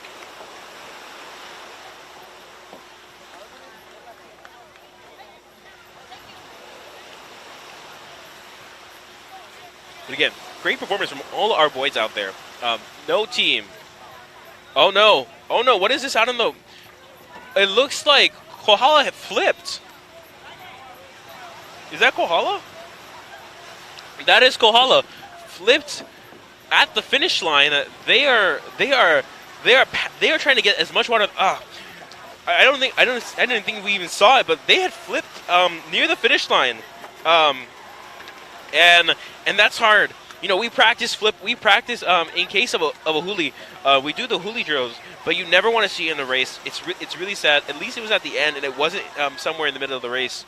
But yeah, they're trying to get his water out because they got to get their JV girls. I mean, they got to get the varsity girls inside that canoe because I think Kohala. Yeah, Kohala has a race. Now what happens? How does a flip happen? I think it's pretty simple. But if water gets under the ama, or people or if your crew may be leaning one way too much, leaning off the ama, you can flip. You can flip, and it's a scary prospect, and that's why a lot of people try to be in lanes 2, 3, 4, 1. And you see Kohala was all the way out in lane 6, and that is why people try to people try to win in these heats because they're trying to do well and they're trying to get it, because as the farther out you go, the higher of risk of flipping you're at, because those waves are just heavier. The water is rougher out there further out. You can see we can see the officiant. He's trying to talk to the boys and tell them and possibly help them with getting as much water out of the boat and trying to make the race go on as fast as possible. Because look, here we are. We have Canoe. Canoe is coming in with their boat, with their Vars girls team, and Kohala is here with the Vars boys team, still waiting to get all the water out of their canoe. It's a hard thing. It's a hard thing to flip. When the first thing you do when you flip the boat is get it back over, and then you get three to two people in there, and you just get them shoveling water out of the boat. And the valves may not look like they can carry a lot, but you know those valves can carry 50, 70 gallons of water, and so everyone's trying to scoop as much out, and you know, because you don't want your Vars girls getting in the canoe with a bunch of water, because that's a lot of weight. Water is one of the densest substances we have around. So you don't want to leave a lot of water for your girls, because you're gonna be asking them to carry a lot of extra weight. So Kohala is really gonna have to. You see, I think they've got enough water out of their boat. Where Seat 4 is just gonna continue to try and shovel what he can while everybody else takes them back, because we got to start the next race. But yeah, they flipped. That's not an exciting prospect. You can see the officiant over there, our connections officiant for the race, trying to coach the boys possibly and help them out and change over it. I think he's telling them, you gotta go. You gotta go. You gotta get your girls in that canoe, because we have a race. We have races to run, and yeah, I think that's all our all our Vars girls are out in the water, while Kohala has to go and change out. I'm sorry for Kohala for that happening. You don't want to flip. You definitely don't want to flip in the finals. But like I said, at least it was not in the midst of the race. It was at the end. I'm gonna get some information really quick. Kohala's gonna change over for their girls. You see everybody else is lining up.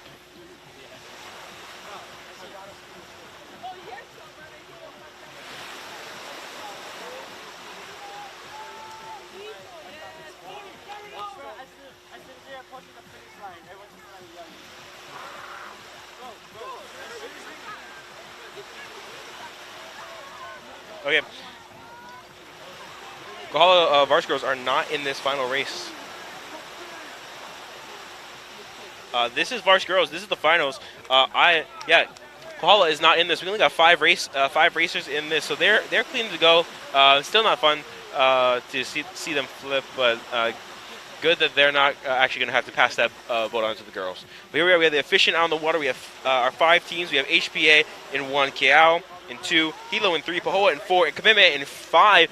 That's the white flag. That's paddles up. That's ready to go. Everybody ready? And off they go. Hooky, and that is them go. Go Vars girls. Now, if I remember right, these Vars girls, this is the team. This is the really good HPA team that we saw against Kalakahe.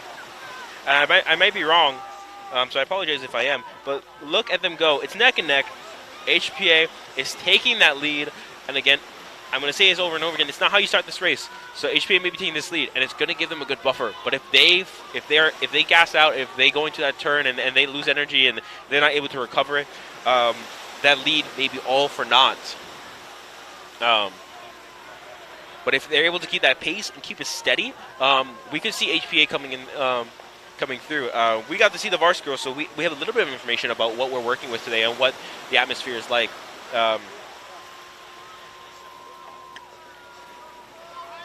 But Kamehameha, their time wasn't that great, and they were disqualified for the last one for interference. Keao had a disqualification for a uniform. I think one of the members may have not been in uniform. They might have been shirtless. Or not shirtless, incorrect uniform. I apologize, these are the girls.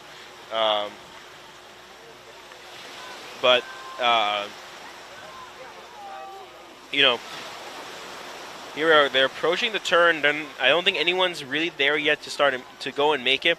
But you see the officiant is watching them to make sure nobody buries that flag, just in case. So I think a lot of people are going to take it pretty wide, just to be safe. Just because being able to, what we used to say, Tokyo drift your way around that flag. But no, look at HPA. They are closing in on their flag. They are close in, and I think they're about to go into the turn. Who's about to go into the turn first? Maybe Hilo, maybe HPA. I think it might be a race between Hilo and HPA. Hilo girls have been doing really, really good. Hilo's in lane 3, not their preferred lane, possibly. Or maybe it is.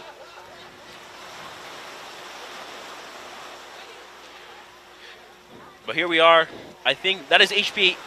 HPA is in the turn. HPA is the first in the turn. They're turning around. That's a wide turn, HPA. That's a wide turn, but they're not going to run the risk of burying that flag. There we go, and let's keep it straight. HPA, and look, that is HPA out of the turn, into the straight, followed by KL. Look at KL go, but be wary of Hilo, guys. Be wary of Hilo. They have their tactic, and they have shown over and over again today, and I think throughout the season, that if they are able to catch up with you on that straight, they are going to power through, and maybe you're not able to catch up with them.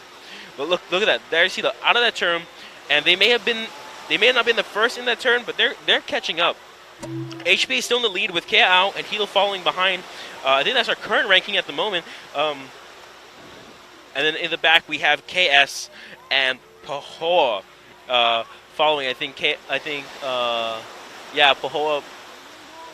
Pahoa's in lane 4, and KS is out in lane 5. They had a DQ for interference, so they probably didn't get to pick the preferred lane. But look at those girls. Look at those KS girls. They are trying to catch up. They are trying to go for it. And KL. And like I said, look at that. HPA may have been the first in the turn, but they gassed. And now it is a race between Hilo and KL. HPA, they may have been the first in that turn, first across, but they may have gassed themselves out. But no, they're trying to catch up. KL is in the lead, followed by a neck-and-neck race between Hilo and HPA, I believe. And KS is not that far behind. Lane 5 is no one's preferred lane, I imagine, but it is still a good lane. It is. I believe KS is overtaking HPA, and KL is coming in. No, HPA is still in this race. HPA is still in this race. Look at KL. It is HPA, KL, and Hilo. It is between KL and HPA. We're in the straight. I don't think Hilo has the energy to keep up and use that tactic.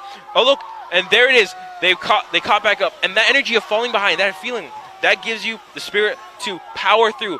And look at them. I don't think HPA is going to do a single changeover. I think they're just going to power through because they know if they change. Nope. I think they just did a quick changeover, but HPA has shown they have clean changeovers, and they are across the finish line. That's the HPA for the first place, followed by KL. And Hilo is coming in right behind. Then a few boat lengths behind, probably just one boat length. And here comes Hilo crossing their nose right about there. And that is Hilo for third place. Great job, KL, HPA, and Hilo. HPA, great job there on that performance. They had a really strong start, HPA. And there comes KS. And KS was doing good, but they just couldn't keep up for that final straight. It was pretty neck to neck, but HPA, they saw KL overtake them. And I think that's Pahoa right there coming in for 5th place for the finals for today. But like I said, with HPA, they had a really strong start, and having a really strong start means you get a lead, meaning you're going to buy yourself time if something's to happen, like it did on that half mile right there. They were able to come out of the turn, but you saw KL and Hilo. They were overtaking them. They were falling behind. But seeing that is the energy that a team needs sometimes to kick it up into the gear and really carry themselves across the finish line. Great job, KL, as we see them right here. They did a really good performance. They were not one of the first in the turns, but they pulled through. They showed energy, and they scared HPA. They scared HPA enough for them to kick it into seventh gear. Are we going into commercial break real soon? That was our varsity girls. Great job. When we come back, we'll be going into a quarter mile varsity. Congratulations, Makamai, for graduating from UA Hilo with your bachelor's in business. Great job. Jacelyn Monica Makamai Anela Kamaka Mauhili, Bachelor of Business Administration and Academic Subject Certificate in Business Analytics and Sustainable Tourism.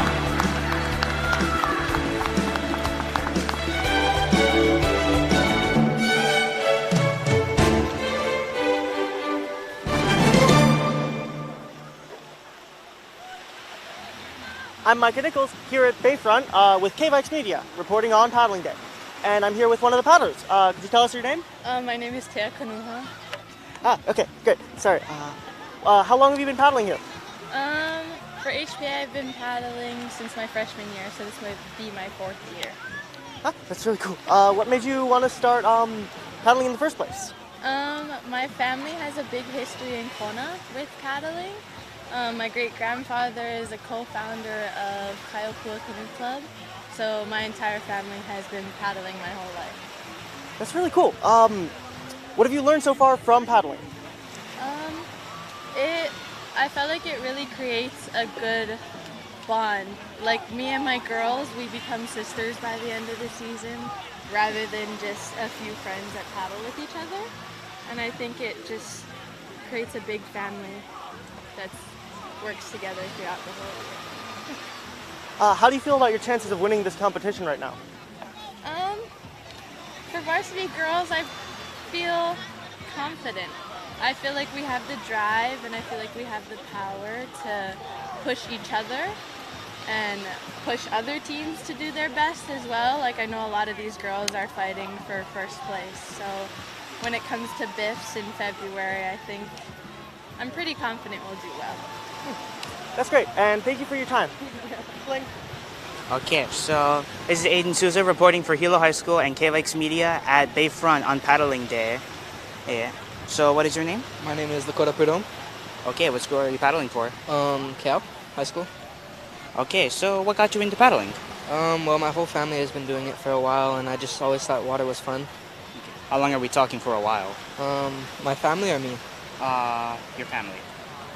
Maybe since 2015. 2015. That is 7 years. Mm-hmm. Okay, so are you enjoying it so far? Yeah, I love paddling and I love being on the ocean. Okay, so is there anything you've learned from paddling? Yeah, a lot of safety stuff and just respecting people and just strength training and stuff like that. Okay, got it. And are you feeling confident about winning this whole thing? Pretty confident. Okay, that's always good to have when you want to win. Yeah. And thank you for your time. No problem. Anytime.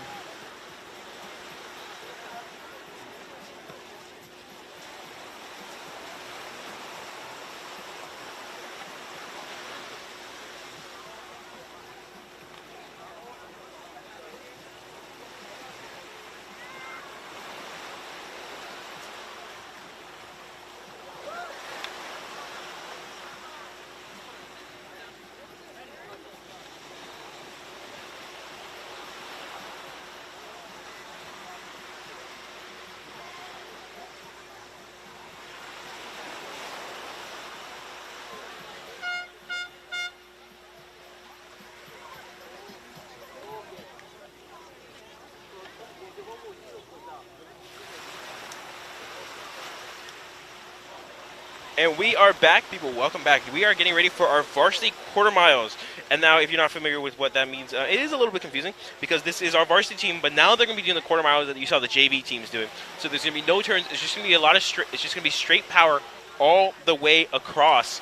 And that's going to be interesting to see because we see the JV, the qualifications of our JV team is different from their varsity team members, and it is going to be exciting. I actually have to get some information really quick, so.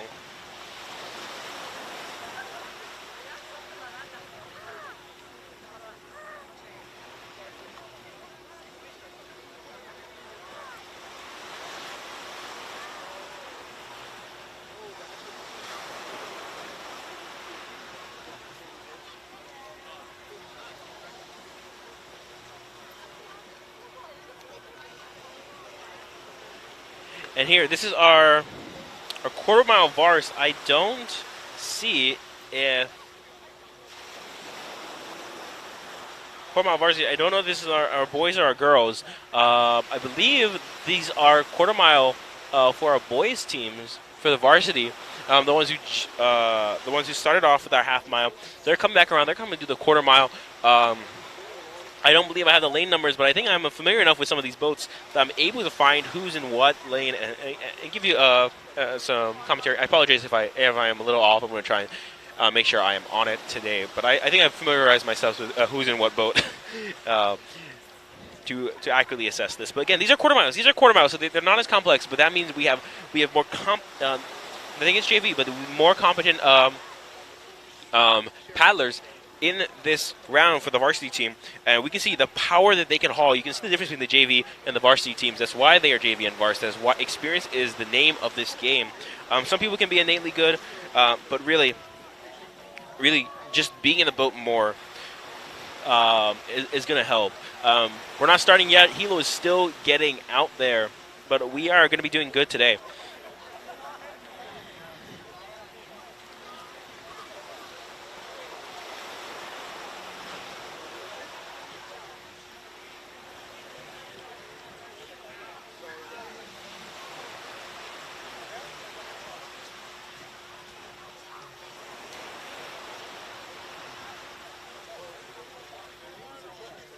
Yep, here comes Hilo coming around the bend. I apologize for that lull. There really wasn't much to commentate on. But here they're coming around, lining up in their lanes, looking out there. Looks like Hilo is not in maybe probably their favorite lane. We have HPA in lane 1, Hilo all the way out in lane 4. I think that Kao's in lane 6, Kamehameha in lane 5. I believe these are varsity boys again. I apologize. I don't have all the information on these quarter mile straights. Let me cross check my list. Maybe these are possibly the same as Vars.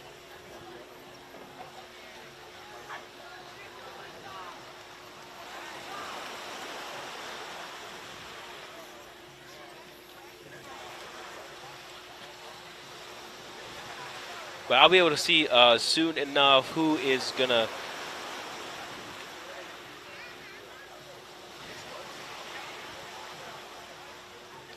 I'll be able to see soon enough when the races start. And again, so I may not be able to commentate super well on who is starting off really well, but I'm going to be able to tell you who is going to be across that line.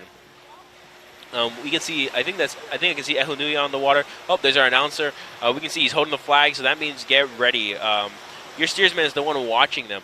So when you're out on the boat, if you're in seats 1 through 5, your job is just to focus, get ready, listen to your steersman. Don't watch this announcer. That's not your job. Just give me some counts. But look, and there we are. I think I don't know this team precisely. Hold on, let me check real quick.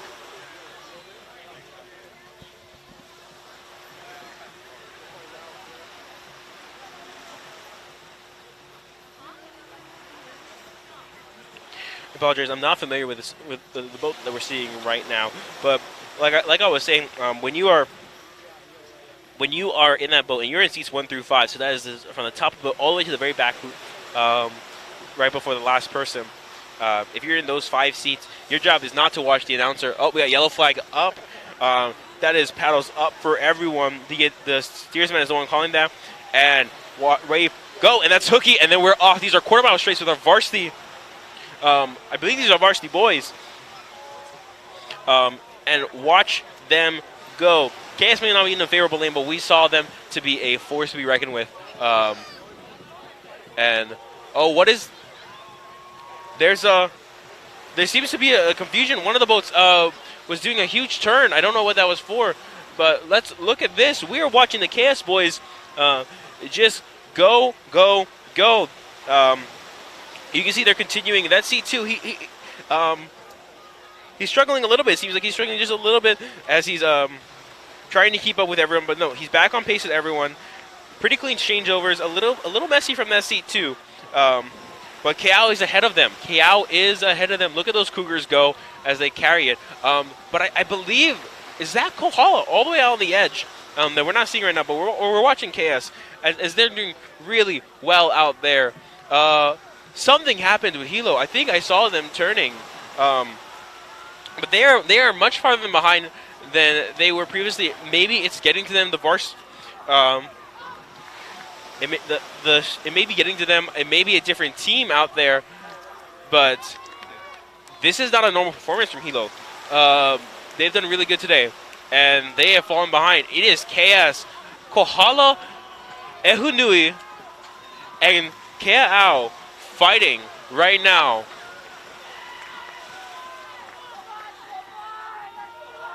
Look at them go. I wish we could see a close-up on them.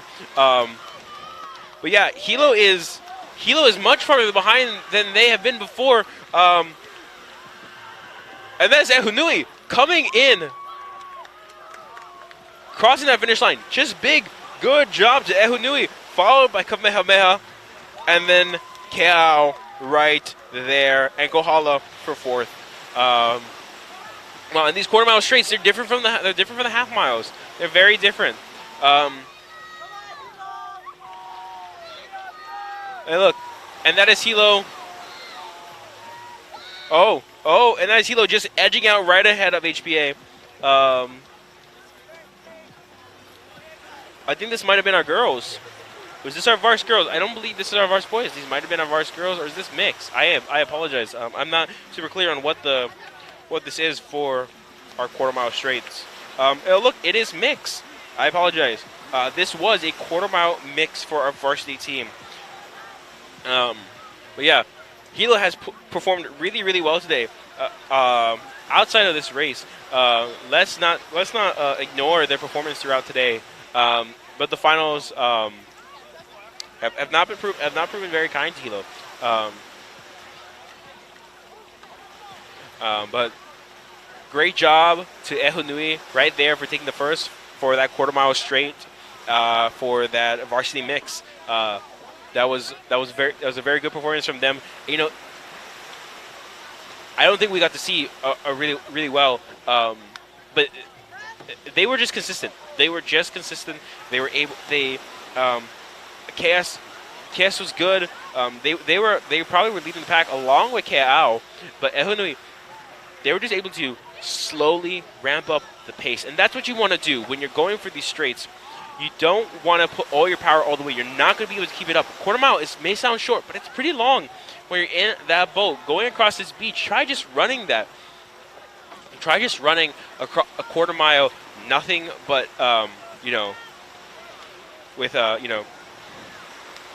trying to keep that strong pace the whole time. It's really, really hard.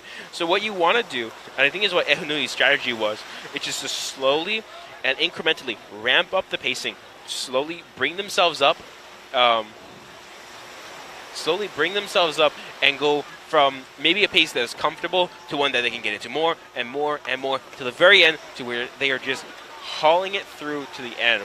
And I think that's the tactic that Ehunui employed to take them all the way across the finish line and taking that first place for the quarter mile mix.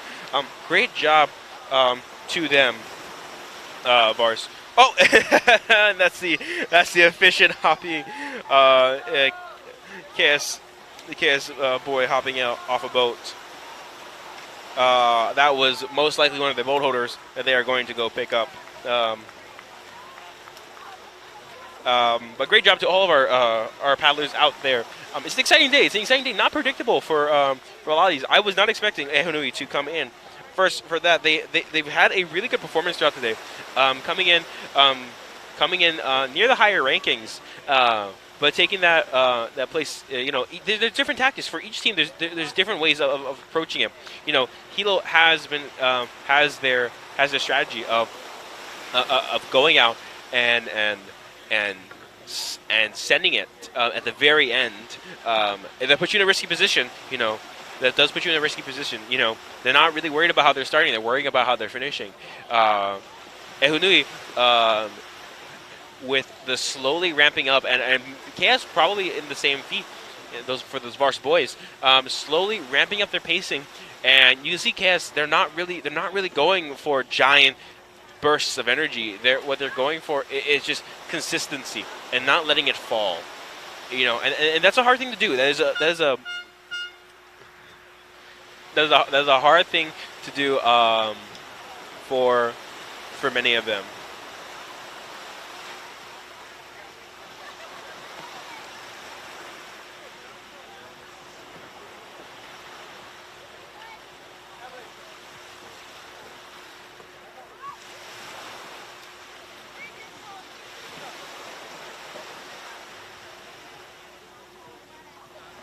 Okay, I'm confirming this is a non-scoring round. So the quarter-mile mix for our varsity team, and then we're going to be going over to our JV mix. Now, mix is really interesting. Now, the reason that we have boys and girls typically separated in these races is because just by natural physiques, guys are able to just pull a lot more water, but the girls are a lot lighter than most of our guys, and so they're not hauling as much weight. Remember that you are in this canoe. You are pulling yourself along with the weight of everyone. So if you are able to be light and strong, that is a powerful team. If you are a light team, that's less weight you're pulling. So when you go into the mixed categories, it's very interesting to be in those mixed categories, because now for guys you may not have enough power, but you're not carrying as much weight, and for those girls you're really able to feel a lot of the power that the guys may bring with their crews, and it becomes a really interesting mix. What you'll typically see is you'll probably see a male seat 3 and seat 4, and possibly you'll see the girls in seat 1 and 2. And then it comes down to seat 5 and 6. The teams that I've seen, I've had really amazing female steersmen, and they're really awesome because they're in the back of the boat and they're just hauling it, paddling and carrying her through and keeping that boat straight. And when I did some mixed teams back when I used to paddle, I ended up in seat 5 because I wasn't the strongest of the guys. Because it comprised mix is even amount of guys and girls. So you have 3 girls, 3 guys in the boat. So a typical formation you will see is two girls in the front, 3 guys in the middle for seats 3, 4, and 5 in your powerhouse seats. We're really using those guys to your advantage. And then you'll have seat 6 all the way in the back. Typically be one of your girls. But if you have sometimes you do see. You usually want to use probably your Vars girls or JV girls steersmen for your JV races, because you want to put a lot of power in those powerhouse seats. Powerhouse seats are seats 3, 4, and 5. Those are in the middle of the boat. They carry the most amount of water. They're pulling it a lot. Seats 1 and 2, there's not a lot of water to pull there. You're the pace setters. But when you're in seats 3, 4, and 5, especially 3 and 4, those are the powerhouse seats. Okay, and we're lining up. We got the last teams lining up for this last quarter-mile race. Hilo is in this race again. This is probably another a different team. There we got Kehe in the background of the officiant. Look at that. A little bit of jitter from our camera. But do not worry. That is not the water. He's got flags in hand, meaning your steersman is watching, ready, and waiting. He's oh. Here we go. Again, quarter-mile straights. Not a lot of complications to this to these races. It's really just about setting that pace for a quarter mile. You really do want to maybe apply the strategy Canoe did of just slowly ramping up and keeping the consistent pace. So by the end, you're not gassed out. You're just a machine. You're slowly revving it up, going from first gear to second gear to third gear, and they're off. There they go. I didn't even see the flag go. But yeah, here we go. Again, early races, not hard to tell. But in these quarter miles, if you're able to get a good start, that may be good. But you can see what happened last time, where where racers are falling behind at the very end. It is about how you finish. Is about that last 16th of a mile that you're really racing. But look at that. Somebody's out ahead. I can't see who that is just yet. But let's look. I'm trying to see it on the monitor here. Hilo, again, not the greatest performance from their mixed team. If possibly, they may not have a lot of time to train. Usually you're not training your mixed team super often because you're really focusing on your varsity boys and your varsity girls, as they are the ones who are at states. But no, look at Hilo. Hilo is picking it up. Hilo is picking it up for sure. But ahead of Hilo is Kalake, and I believe that is Kamehameha. Look, there is Hilo. They're trying. Look, there they go. There they go. This is all boys. Is this all boys? No, these are non-scoring. So these are non-scoring mixed teams. So we're not going. So JV mix, you'll see a bit more, but these are mixed teams. So these are just quarter-mile varsity makeups. So you're going to see a mix of boys and girls on these teams, and not exactly all boys, all girls. And look at that. There's Hilo pulling ahead. And look, now they're ahead. Now they're the leaders of the pack right at the very end. And like I said, it's a risky strategy. But that is Hilo continuing it. Don't let that pace down. Don't let it falter. Not until you're across the line, because you don't know what the other teams are like behind you. And there's Hilo crossing the finish line first off, followed by... There we go. I apologize for not knowing all the races here. I don't have a list alongside me.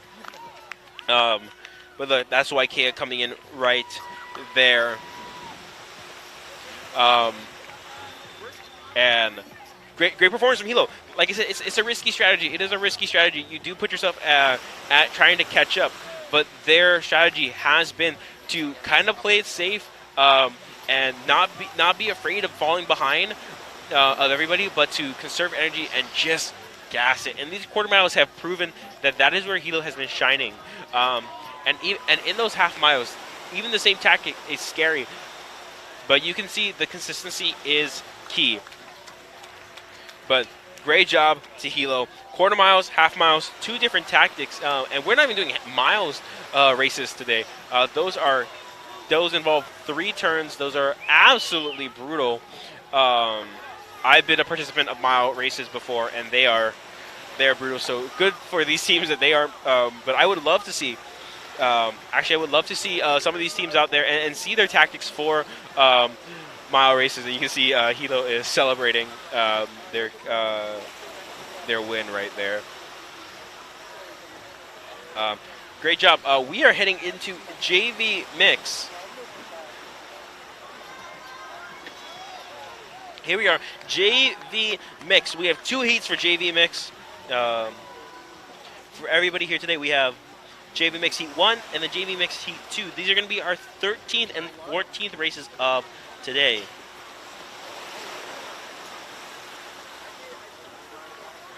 Following that will be our varsity mix heats. And that's going to follow with 2 more heats of those of varsity mix, and then we're going to bring it to our varsity mix finals and JV mix finals, which will be our 17th and 18th races today, and that will close out our day today as we're ending the day off with mixed races. And again, they are so interesting. I find the mixed races are so interesting because they're not the typical components of a guy crew or a female crew. They are not that typical component. You are dealing with different factors. You're dealing with different body types. You're dealing with different power tactics behind how you're going to get across the finish line.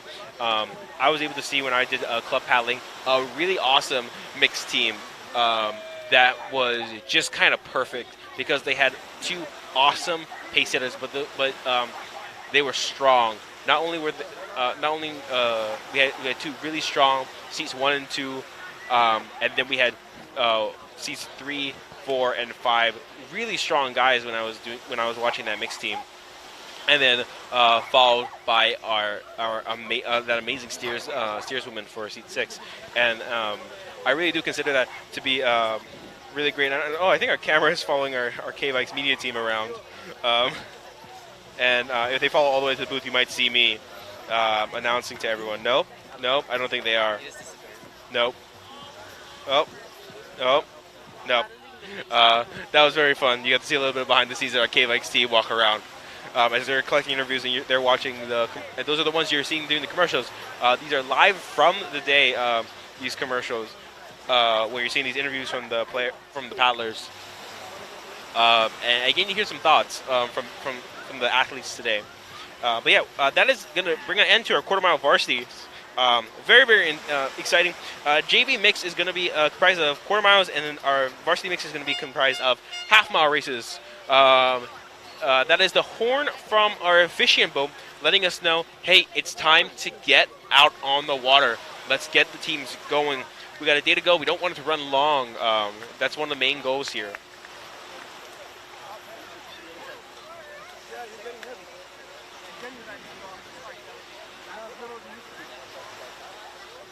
But yeah, I think it's a local sport, paddling, for a lot of people, because I think some people don't. I think it's hard to realize that not every place has this. We're here on the island. We're surrounded by the ocean. We get to be part of it, and it truly is a spiritual experience. Getting to be in the ocean, be in the canoe. No dirty language in the canoe. No fighting in the canoe. It's a sacred place to be. It's where everybody wants. It's where everybody wants to be. And if you have a bad vibe in the canoe, if there's bad mana, it can really set the tone. And good teams, they're there to cheer each other on. They're there to be team players. It's a huge team sport. You're all in sync. You're trying to keep up with one another. And I have been the weak link before. I've been the person that's off pace, and it's a defeating feeling. But a good team is going to make sure that if you're falling behind, they're there for you. They're there to not bring you down. They're there to keep you up, because you're going to want to set your teams and just kind of practice with them. You want to practice with your teams. When I did club paddling, what we did was we have a set team, and that was what we had. We practice with them. We maybe change over, try out some different situations and setups. But for the most part, we're sitting there and we're practicing with the same 6 people each day. You're going to the boat. You're seeing the same 5 people. You may be switching it up a little bit, but for the most part, that's what you're going to practice with. You're practice with the team you're racing with, and it's exciting. It's really exciting. And there's only 6 people on the boat, so this is. It's not only a sport, but it's a. Yeah, this is not only a sport, but it's a. It's schools. So you want to get everybody in the boat. You want to get everybody participating. And so during practice, you're going to be changing up. You're going to be trying to see what combination would work best. But we're pretty late in the season. This is the 3rd race. Not 3rd race of the season, but this is one of the last 3 races before we hit BIIFs. So this is where we really get to see a lot of performances, and. How you perform through the season is going to put you in a favorable manner for lane picking, but lane picking is not everything. We see KS Vars boys in a non-favorable lane carrying themselves across the finish line, taking first place. So it's not everything. It can definitely help. It can definitely put a team in a better spirit to get the lane they want, but that's not your deciding factor. That's not what's going to make the race for people. What's going to make the race for everyone is if you're in sync, if you're digging deep, and you're consistent. But yeah, I want to take a quick break while we line up. Or no, are we lining up? Yeah, people are lining up. I want to take a quick break to get some water, and I'll be right back with everyone.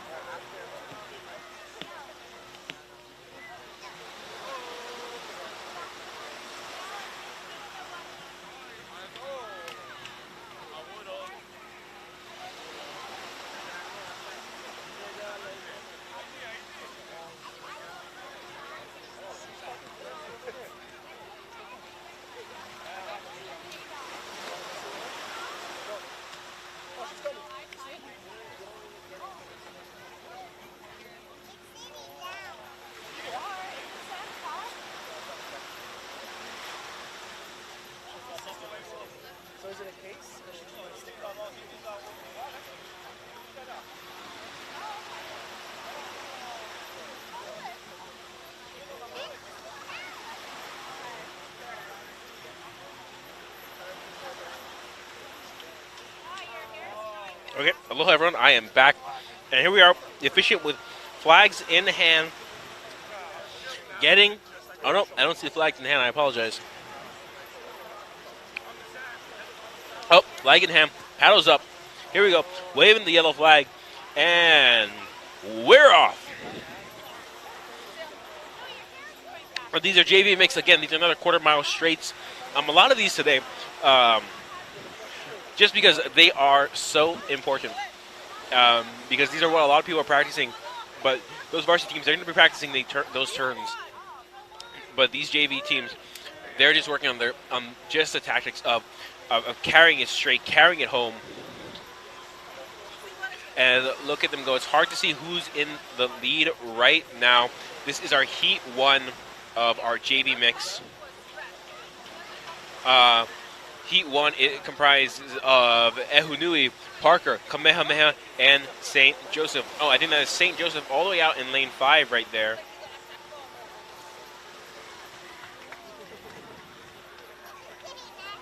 And look at them. There's Kamehameha in lane 4. And St. Joe, look at them go. I haven't seen them a lot today. But here they are coming in for JV mix. And in that black, yellow, and red canoe. And they're pulling pretty strong. But look at Ehunui. Look at Ehunui go in lane 2. As I think they're continuing the tactic that they pulled previously. That maybe the Vars mix, the Vars non-scoring quarter mile did, where they're just trying to keep a consistent pace and slowly ramp up how much power and the speed that they are doing. You can see them dig heavy, deep, and look at that. Ehudui's pulling ahead, and now they're in the lead for everybody. And here is come the last 16th of the mile, and boom, they're pulling it across. And I think it's a for sure lead unless they don't flip, which I hope they don't, because they are killing it as they just pull it across. And that is Ehunui right there taking the lead. Great job to Ehunui for that first place. Here comes St. Joseph falling right behind them. And that is St. Joseph across the finish line for that JV mix for the first heat. And this is Kamehameha. Deep strokes, deep strokes. You look at that seat 1. He's leaning. He's pulling. I think what some of these teams are lacking. And here comes. I think this is Parker. I think that was Parker School right there. There comes Parker School. And you can see they're a little bit more lackadaisical and coming in at the end. And I think that's from seeing that they were last. But don't forget, these are heats. You aren't racing against everybody, so you don't know where you're going to place. So even if you see that you're last, pull through, make it through, continue that power all the way through. If you're first place or last place, that's where all your power should be. I see that Parker School kind of took it easy there, but I can imagine a lot of these kids who are in this canoe have raced today already, and so great job to everybody. Great job to Ehunui for coming in first and employing the tactic of just deep, heavy, consistent strokes, and slowly. They're not going to come out first, but they're going to try and come out first. They're not going to leave the line first, but they're going to end it first, and I think that seems to be their tactic. As we see them cross back here on camera, there they are, just deep, heavy strokes. If you watch the races, you might see that the teams who are coming in first, they're actually not paddling as much as the teams who are coming in behind them, and that's because their strokes are heavier, their strokes are more powerful, and that really is going to drive them across that finish line and take them all the way down there. Again, so great job to Ehunui, great job to St. Joseph, Kamehameha, and Parker School. That was our first heat of JV Mix. And now we're going to head into our second heat, which is going to comprise of Hilo, Kealakehe, and Canoe. Hold on, I'm going to check something really quick.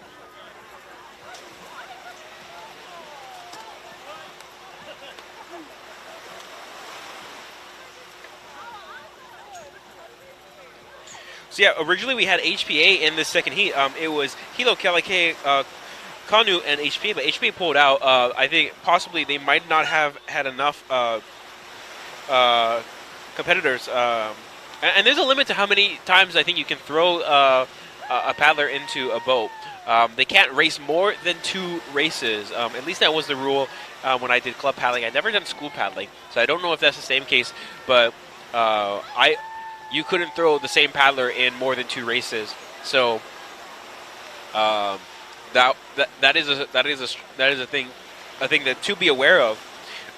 So if HB has, you know, JV boys or JV girls, and they've already raced inside the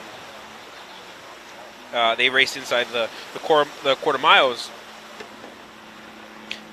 You know, they might not have enough boys available to spare to race in the mix category.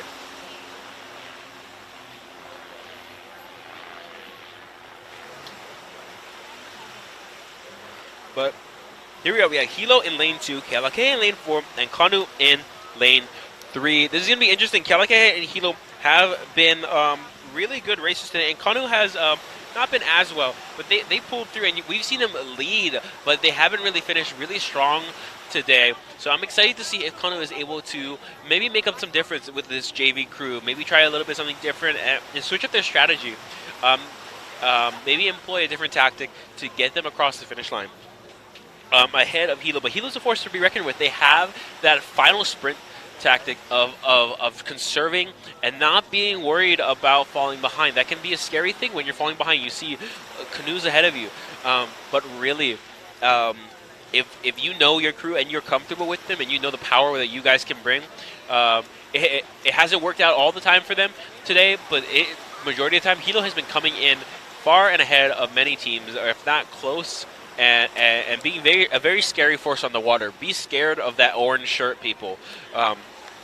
We were watching our officiant boat ride out, as you know, they have to follow these canoes. They have to make sure that everything is up and above board, and following the rules. You know, you don't want to making sure that when you're starting, you don't want to have that canoe cannot be over the line. That's going to get you DQ'd starting over the line, and that comes down to your boat holders. You know, making sure that in a turn they're not bearing flags if they're trying to do a really tight turn. But great job. We have I haven't seen anyone really try to go into a. I haven't really seen anyone go into try and take a super tight turn today. I hope maybe when we get to varsity mix in those phantoms, we're gonna get to see some tight turns. We're gonna get to see some people really throw that AMA and stick it to the nose of that flag. I'd be excited to see someone do that to run that risk, because it's exciting if you get to see it. I've been in canoes where, you know, we were falling behind and we just needed to bury that flag, not bury that flag, but to try and stick that AMA as close to the flag as possible, and we've buried it, but it's a risky tactic. But if you're able to do it right, you're able to just swing the back end of that boat around and get out of that turn. So I'm excited to see when we get to those varsity mix after this round of JV mix, to get back into seeing some half miles. But here we are, we're at the quarter miles for these JV mix people lining up again in the seats. We have Hilo in lane 2, Canoe in lane 3, and Kealakekee in lane 4. There we go. Yellow flag is waved, paddles up, and off we go immediately. And there we go. Look at these racers go. We got a plane flying overhead for good luck. But again, look at that tactic by Hilo. They're not afraid to slow down. They're not afraid to not be first. I think that's Kealakekee in lane 4 pulling ahead. And as they pull ahead, watch them. Watch Kealakekee, and I would watch Hilo here, or maybe watch that kid. There we go, back on the race. Oh, this is Canoe right here that we're watching in lane 3, or is this Canoe? Yeah, I believe this is Canoe. This is lane 3. I don't think they're the ones pulling particularly far ahead. But yeah, look, I think they're last place right now amongst them. But look at Kealakekee. Look at Kealakekee just soar. But we are not in the spot where Hilo has shown their power. So Hilo is considerably behind, and for their tactics to work, they can't have this they really shouldn't be this far behind, but they're catching up. And look, they are closing in. There's Kealakehe that we're watching. They have clean changeovers. And you can see this is a mixed crew. Look at that seat. Look at that seat too. She is much smaller than the ones behind her. She is having to dig farther down with her paddle to pull that boat out of the water. But that's Kealakehe still in the lead. I think about a full boat length. But look at Hilo. They are throwing their weight. They are catching up. I don't know if it's going to be enough. But they have maybe just enough. If they're able to pull through, Hilo's catching up. Hilo is catching up to Kealakehe. And this is the tactic I've been talking about all day with Hilo. They're not afraid to not be first as long as they finish first. But I don't know if this is neck and neck.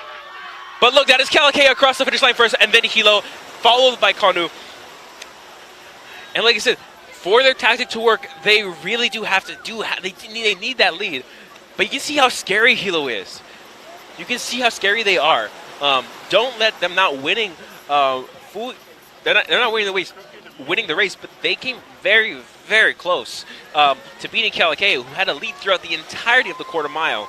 So they probably should have had, if I was in that crew, and if there's anything to reflect back on, is to make sure that lead, that I still am putting power at the very front, not to save it all for the end.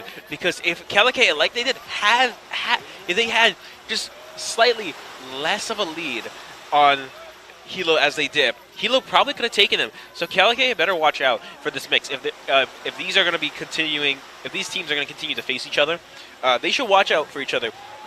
But great performance to Hilo.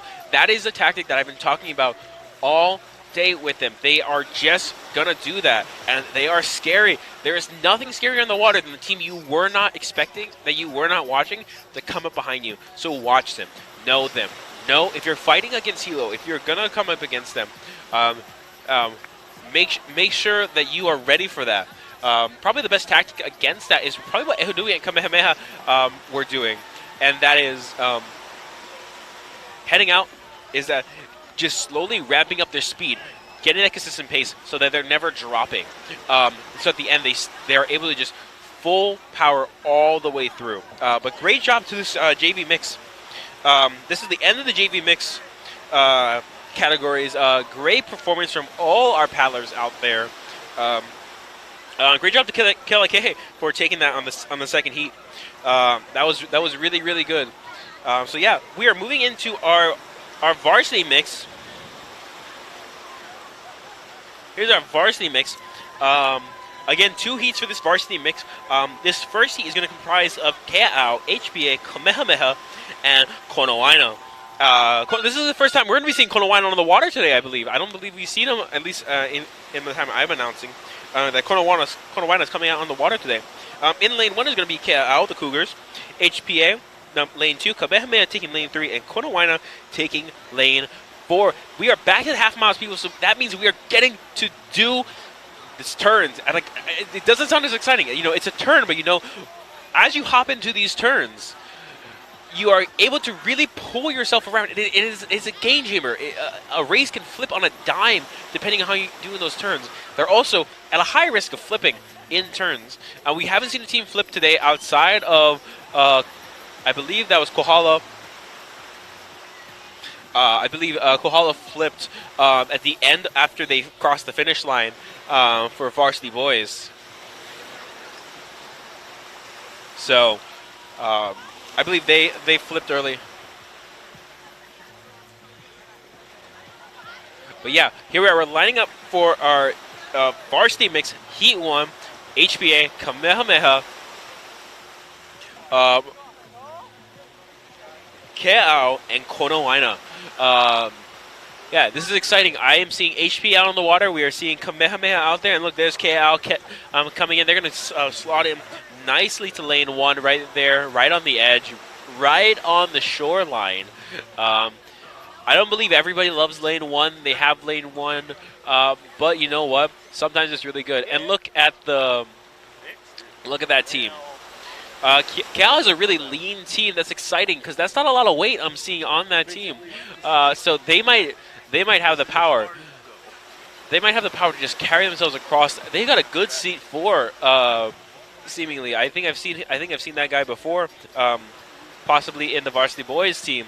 But yeah, this is exciting. Here they are, lining up, nose first, K out. They're pretty far down the beach, so they're probably one of the last people to arrive here on this end of the beach.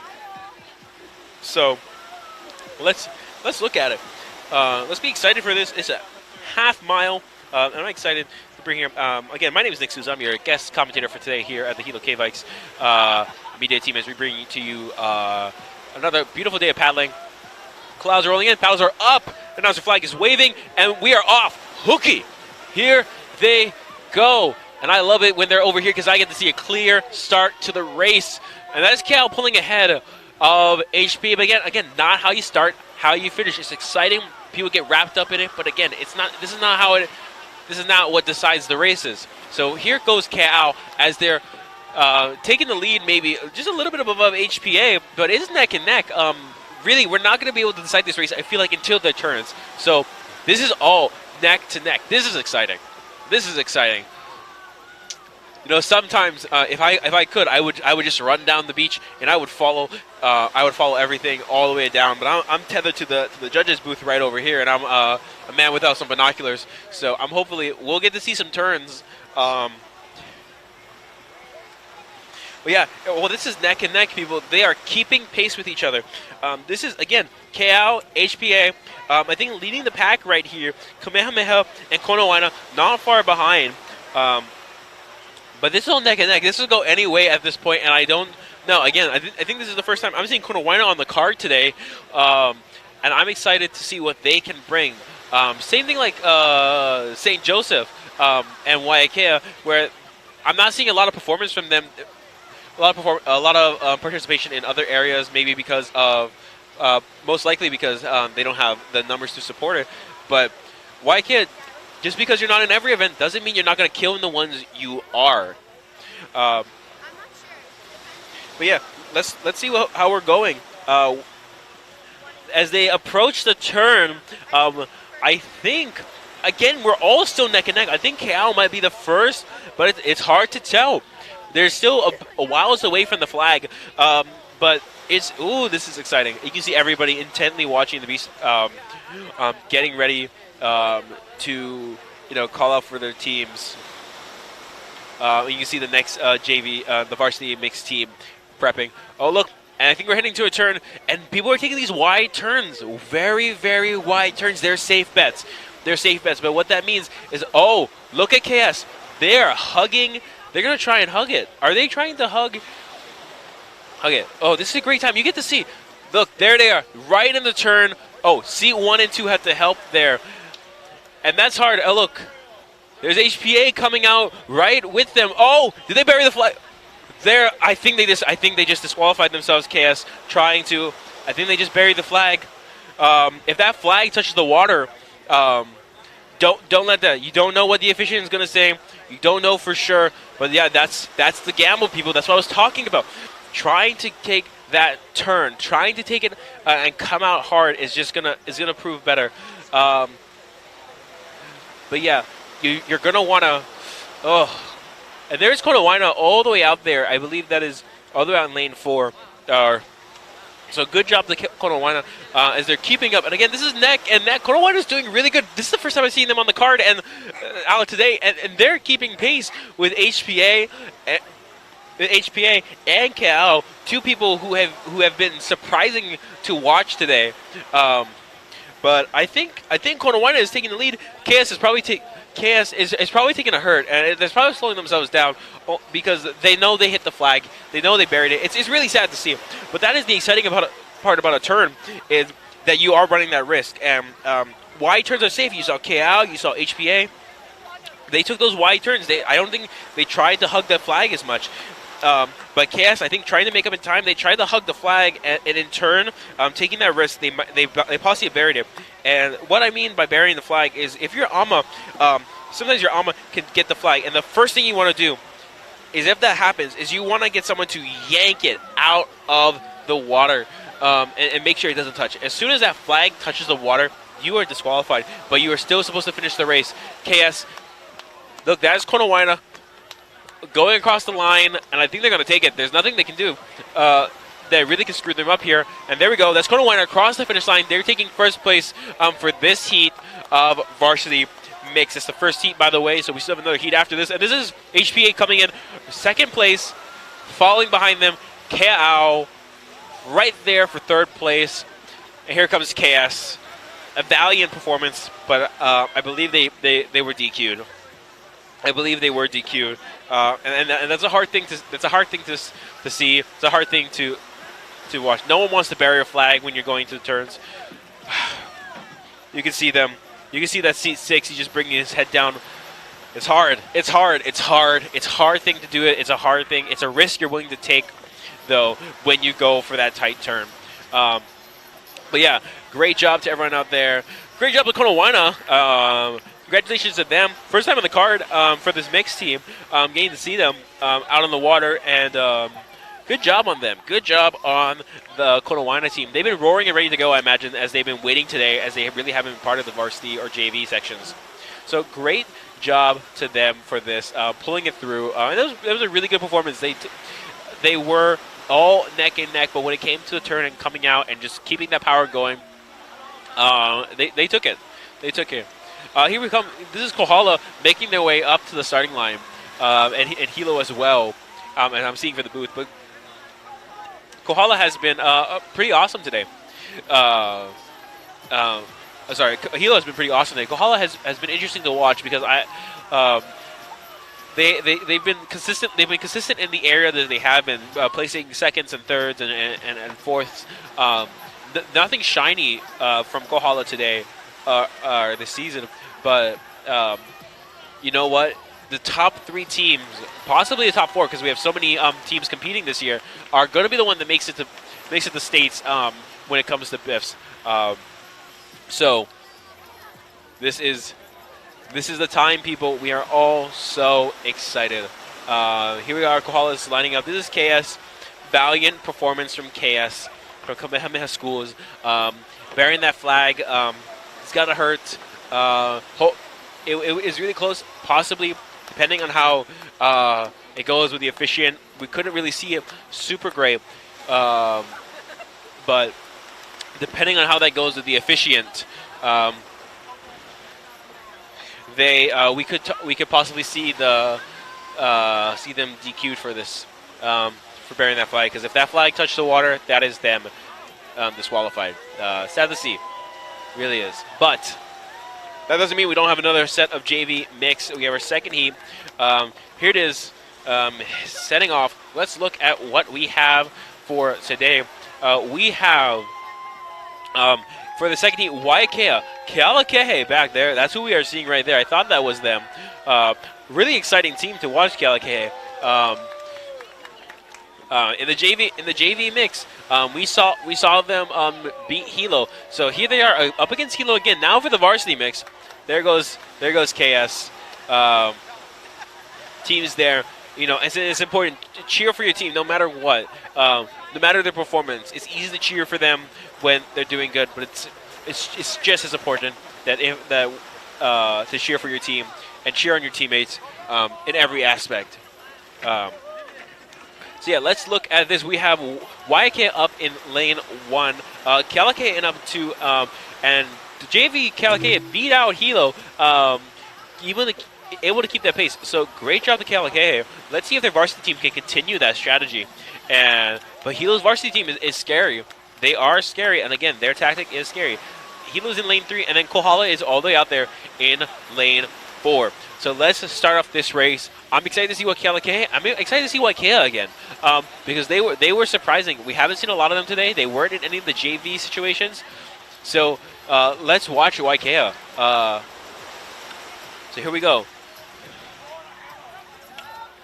Paddles are up. And we're off. There we go. Off to the races. Kealakehe and Hilo and Waikea. Oh, nose to nose. Waikea is taking the early lead, but we've seen this before. We've seen Waikea take a lead, but they, in the turn, were not the greatest. So let's see them go. Let's see them haul all the way across. I almost said a bad word there. But look, there we go. Hilo's coming across. with Kealakea and Waikea. It's neck and neck right now, but we've seen Waikea gas themselves out and not be able to keep up, and we know what Hilo's tactic is. This absolutely is not all they can do. What we saw from Waikea, this might be what they can. This might be the power that they have. And that's not really good. You don't want to have all your power at the start of the race. Your power should be saved, and that energy should be saved for the end of the race. So let's hope that this is a different performance from Waikea. Kohala, really good. And Kealakea, they're a bit of a sleeper. I think they're a bit of a sleeper here. They don't have that power.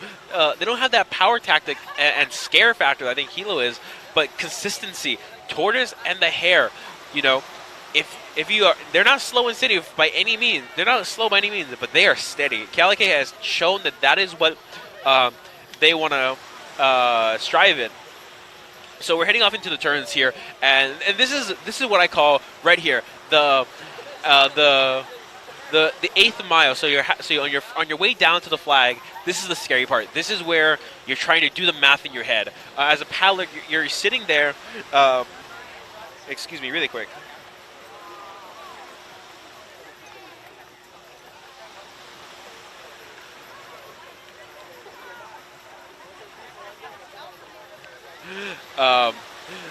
But yeah, they're heading down all the way across as they're heading down into that turn.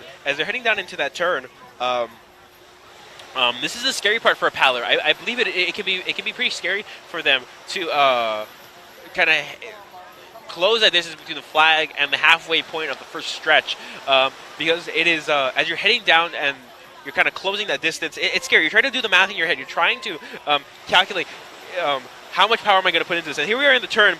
There goes Hilo into that turn, and that's a good turn. They're not hugging that flag, but again, we saw what happened to KS. KS tried to hug that flag, and they ended up burying it. So that's a good move from Hilo to a good distance between not running the risk of burying the flag, but still keeping it pretty tight.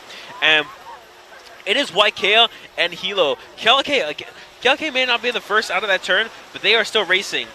And this is a good race. This is a good race, people. It's neck and neck all the way down. I think Hilo and Waikea are still pulling true. I think it's between Hilo, Waikea, and Kealakea still.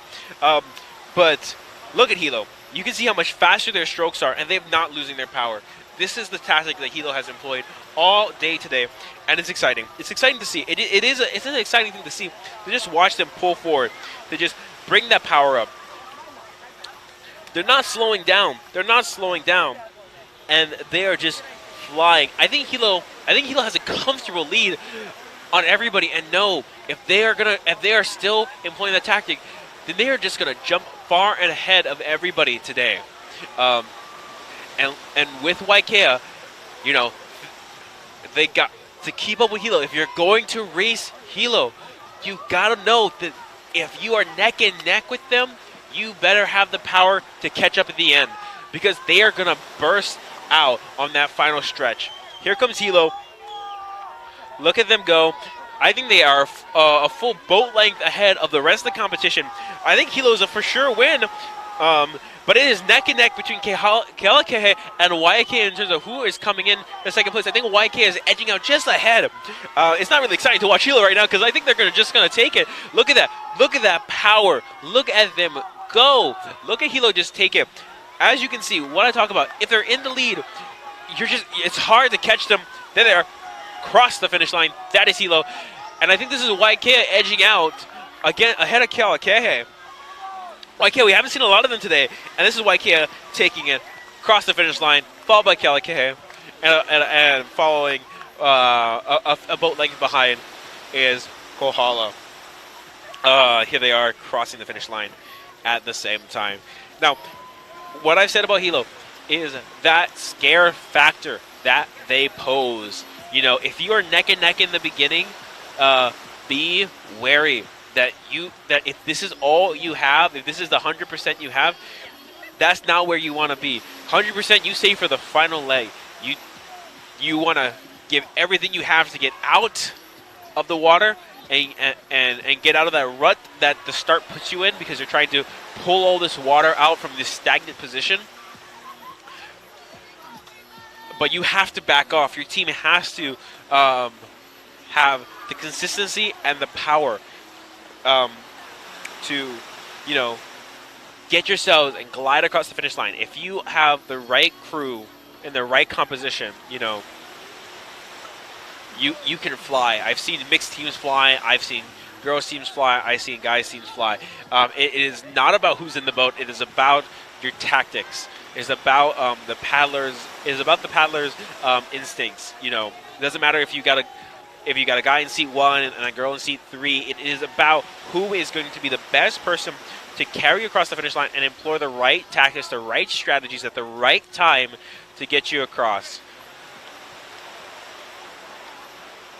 Yeah, really great performance from all our teams out there. Hilo's a scary beast. Hilo's going to continue to be a scary beast, and they've proven today over and over again that they are. But Kealakekee, steady. Waikea, if Waikea wasn't in this race, you saw a spin between Kealakekee and Hilo for a lot. But Waikea is proving that even though they are not in every single race, the races they are in, they are to be feared and they are to be excited for and cheered on, because they got good paddlers. They just might not have the numbers to be in every race, but they got good paddlers. So great performance from them. That was I believe our second heat of varsity mix. Yeah, that was our second heat of varsity mix, and that brings us to our final 2 races of the day. The coaches are going off. I'm going to be right back with all of you as they're pulling numbers. So I'll be right back because I'm going to go get the list of names for varsity mix finals.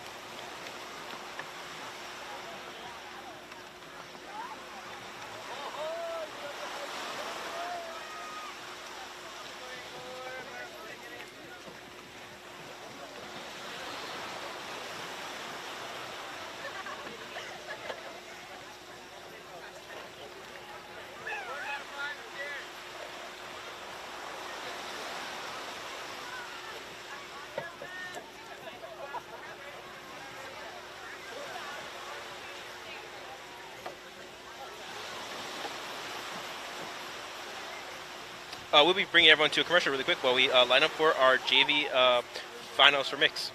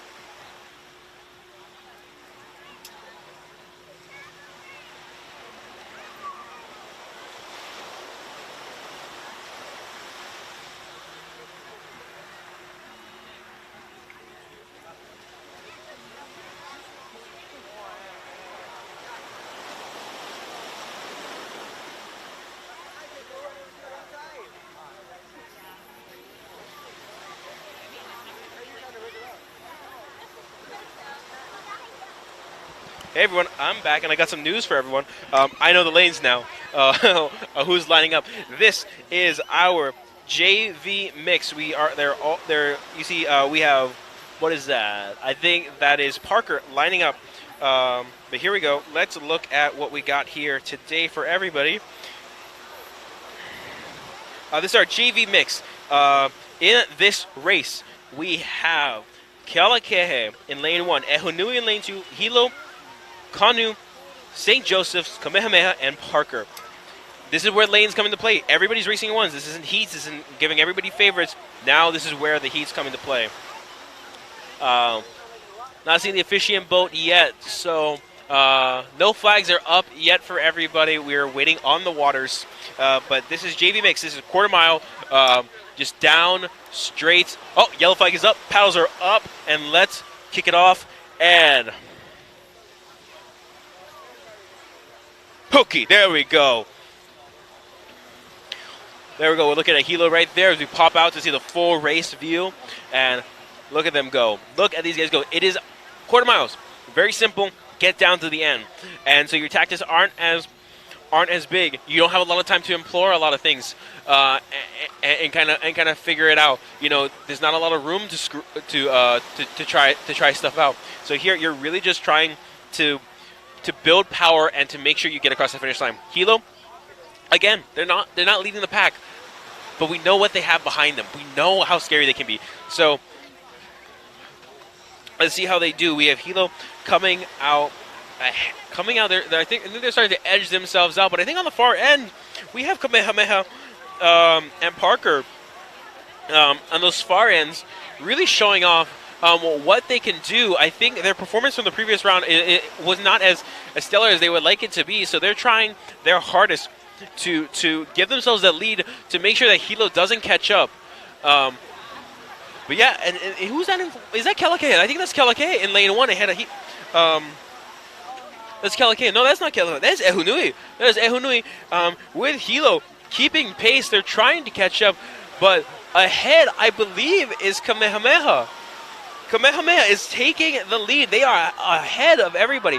Their performance from the JV mix, I think is hurting them, and they're really trying to go and get themselves across that finish line. Go, there's KS, and they look. Ehunui, Kalake, and Hilo are all catching up. They're neck to neck. Ehunui is pulling ahead of Hilo. Oh no! Are we gonna see KS lose their lead? KS has lost their lead, and that is Kalake, Ehunui, Hilo. KS lost their lead to three boats right off the bat. And this is what I tell you when I say you have to watch out. You gotta watch that power. Hilo, I think Ehunui and Kalake took a note from Hilo and really were making sure that they could keep pace because they have both been beaten by Hilo today, or they barely missed it. So great job to Kalake for taking that. Really great job to them for taking that. KS, they were so strong, but they lost it right there at the end. And that's not where you can die out. That's where you should be picking up speed. That's where you should be faster. That's where you should be stronger. That's where you should be more consistent. That should be your ace performance. And the problem is that's the hardest part of the race. That's the hardest part of the race.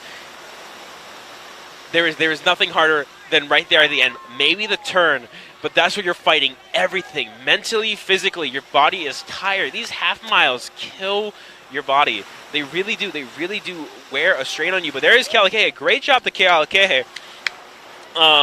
For pulling ahead at the very end there.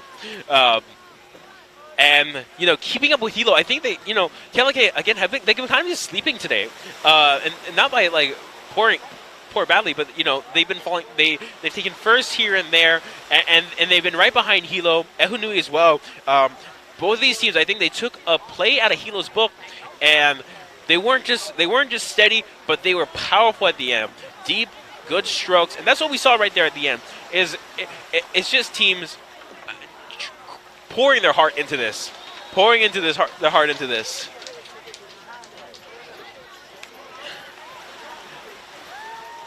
Great job to everybody here today on the water. That was an exciting race. I mean, JVs sometimes are not that exciting, but that was an exciting race for the JV finales. And, seeing all the races together, you really get to see the combination. So great job to JV Mix. And great job to Kalake, Hilo, and Ehunui for pulling through and taking those first, second, and third.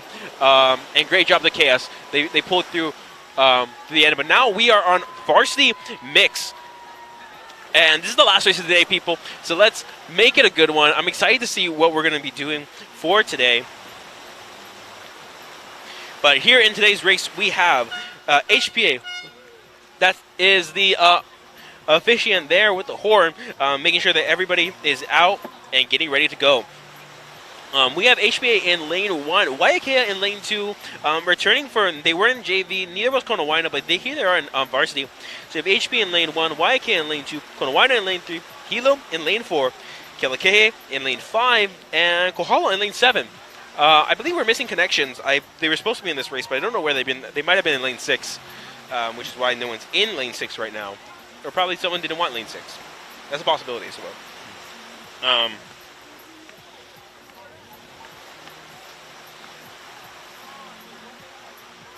Who are we? We are missing someone.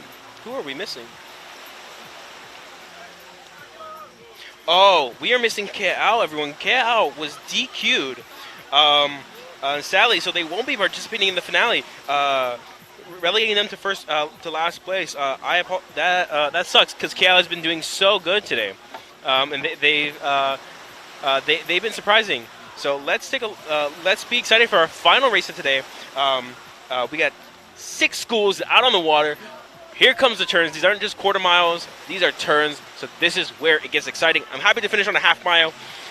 So here we go. Let's go for these varsity mix players. Again, we have HPA in lane 1, Waiakea in lane 2, Konawaina in lane 3, Hilo in lane 4, Kealakehe in lane 5, and all the way on the edge is Kohala on lane 7.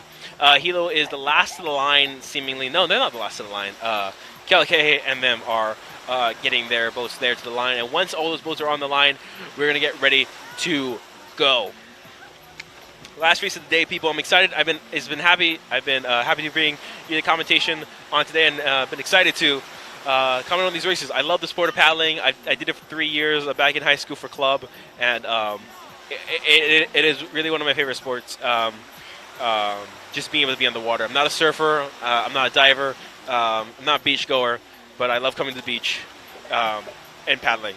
That's what I love. So I love being able to bring that all to you today and comment on one of my favorite sports. So let's get on the line. Boat holders ready to go. Hilo, Kealakehe, all getting ready. Kohala's trying to get a little bit closer to the flag so they aren't starting behind. That is something that I haven't really talked about today, is your starting position. Like, if you're far away, you still got to make up that distance from the flag. You want to be as close as you can be, but you don't want to be super close where you're going to run the risk of edging out the flag. So these boat holders, their job is to make sure that doesn't happen. So here we are. We're on the line. Flags in hand by our officiant. There we go. Flags are up. Paddles are up. Yellow flag is waved, and that means we're about to go in 3, 2, 1. Off we go. There we go. Here comes the start of the race, and here comes HPA edging out. And look at that. There's Hilo. Not afraid to start last. Not afraid to be behind. But they are good. They have been the monsters of today and throughout this season. So let's watch them go. Here comes HPA. Taking a lead. They're scary. And remember, Hilo's tactic really depends on how much of space they have between whoever's in front of them and whoever's in front of them. So if they don't have enough, if HPA takes too much of a lead on Hilo, Hilo might have a hard time trying to catch back up. But Waiakea has been performing really well. But don't forget, they gas out. They've gassed out before. Let's hope they don't gas out again. But here we are. This is the hard part. This is the mental calculation. When you're in the turn, when you're near the ends of the races, it's not a lot of thinking. It's just about your technique. But here, this is where you're doing the math in your head. How much power am I putting into my stroke? How much am I expending of myself? How much am I going to need for the end? Sometimes you're doing the math in your head. And what's a big trip up for so many paddlers is actually the fact that they shouldn't be thinking about that. They should know what it feels like. They should know what it feels like to slowly ramp up the power, so it becomes a muscle memory. And that's when these varsity races are so exciting, because they've had the time to build up that muscle memory, to not have to think. The more you think, the slower you're really paddling. And so you want to have as much of that ingrained as possible. If you're paddling in those power seats in 3, 4, and 5, you just want to make sure you're watching it. You are keeping your composure, and you're keeping that pace. Here we are. We're going into the turn soon. And again, Hilo, they are doing really well when it comes to burying that paddle and getting deep into those strokes. Look at them go. Look at them go. And I think that is who's in front of Hilo. Who is in front of them? That is Canoe in lane 3. They're going into the turn, I think, ahead of anyone else. Look, I can't see where HPA is. No, I think HPA. Oh no. Oh no, I believe that is Waiakea burying their flag. Was that Waiakea? That might have been HP or Waiakea. They try to take that turn tight. It's going to come down to the efficiency. I'm not going to know for sure, certain folks. But yeah, I really should bring binoculars next time I come here. But look, here we are. We're seeing a close-up of Hilo, and you can see their strokes deep. You can see them using their whole body. They're not just using their arms. They're turning. They're using their body. It's a core workout. Your arms shouldn't be tired. Your core should be what's hurting throughout the day, because your arms are just used to hold the paddle and to follow the motion. It's a full body motion, not just your arms. You can see here. You look at Kalaka'i here. There they are. For a second there, we were seeing just arm movement, but I'm seeing again just that full body stroke. But Hilo, again, look at them, not afraid of starting last, but they want to be first, and this is where they're coming through. They're leading. I think they're leading the pack. Here comes Kalaka'i is right behind them. Kalaka'i and Hilo are still keeping pace with one another. YK has fallen much farther behind in HPA. Knowing those two had the lead, look at where they are now. This is what I mean when I say not about how you start, how you finish. You can start strong, but if you're in those turns and on your way back, if you're losing the energy, you're gonna fall behind. But here comes Hilo. Watch Hilo. I wish we could get a close-up. I want to see if we can get a close-up soon on Hilo and just watch. There we are, Hilo, and I believe that is who's in front of them. That's Canoe. Look at Canoe go deep, heavy, consistent. That's seat 4. He has to keep up. If he falls off like he just did, that's gonna give. Look, there it is. That's Canoe, followed by Hilo. Kalaka'i is coming in, and it's neck and neck for HPA. Oh, HPA is edging out. HPA just edges out Waiakea. So that's Canoe, Kalaka'i. I apologize. Canoe, Hilo, Kalaka'i, HPA, followed by Waiakea, and here comes Kohala in lane 7. They're probably across the finish line right now. And there is Kohala. And that's going to bring it for our race today. But don't forget, people. Don't forget, everyone. I saw someone hit a flag. So I don't know if anyone was DQ'd. We'll have to see from the officiant boat if someone was DQ'd for burying their flag in that turn. But great job to Canoe, pulling through. They kept pace with Hilo all today. I think Canoe is to be scared, to be feared. Yeah, and Kamehameha, yeah, they were DQ'd for burying their flag. So they didn't make it to this race. Sad to see from Kamehameha, but to the finals. But you know, they were scary. They were scary, the KS team. So great. So that gave Kalaka'i and Hilo one less opponent. So it really was a race down to them. So great job to them. That's the end of our races today. That was our last race today. That was our varsity mix finals. Great job. Great job to all the racers out there. Great job to Kalaka'i for it must feel good being able to win on your way out. They didn't win everything today. I think Hilo definitely took home the most races. But Kalaka'i, they proved strong. And great job. Great job to everyone out there today. You can hear the boats clapping, everybody knowing. And on that note, we're going to go to commercial, everybody. And that was our last race of the day. I hope you enjoyed it. So yeah, we'll see you in commercial. I've been your guest announcer, Nick reporting Sousa. for KVIX Media here at the Bayfront for Paddling Day. I've got here one of the paddling teams, and could you tell me your name? Yes, my name's Leon Cavalli, and I'm a St. Joseph International student. Where are you from? I'm from Germany. Oh, that's really cool. All right. Yes, I visit the school, or I'm a student at the school for 1 year. I'm assuming that's about how long you've been paddling as well? No, I just started paddling at the beginning of the season, the winter season, and which would be about a month now, or a little more. Wow. How have you liked it so far? I like it a lot, here and also paddling.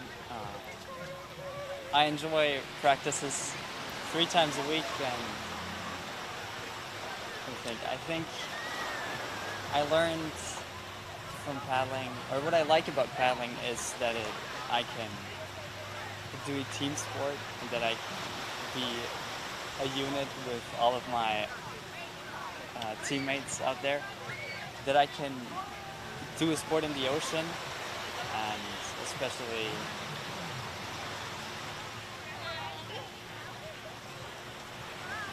feel how wine culture is like. I think that's what makes the sport important to me, and why I like doing it. What made you actually want to try it out in the first place? So I had the choice between basketball, paddling, and swimming, and I chose paddling because for me, I can't do paddling in Germany, not like that, so that's why I chose paddling. That's great, and thank you for your time.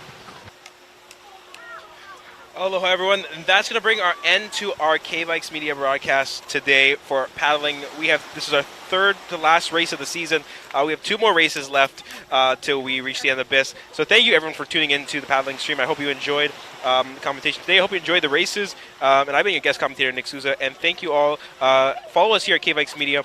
Don't forget to like, comment, subscribe, and see you all next time. That's been us. Enjoy.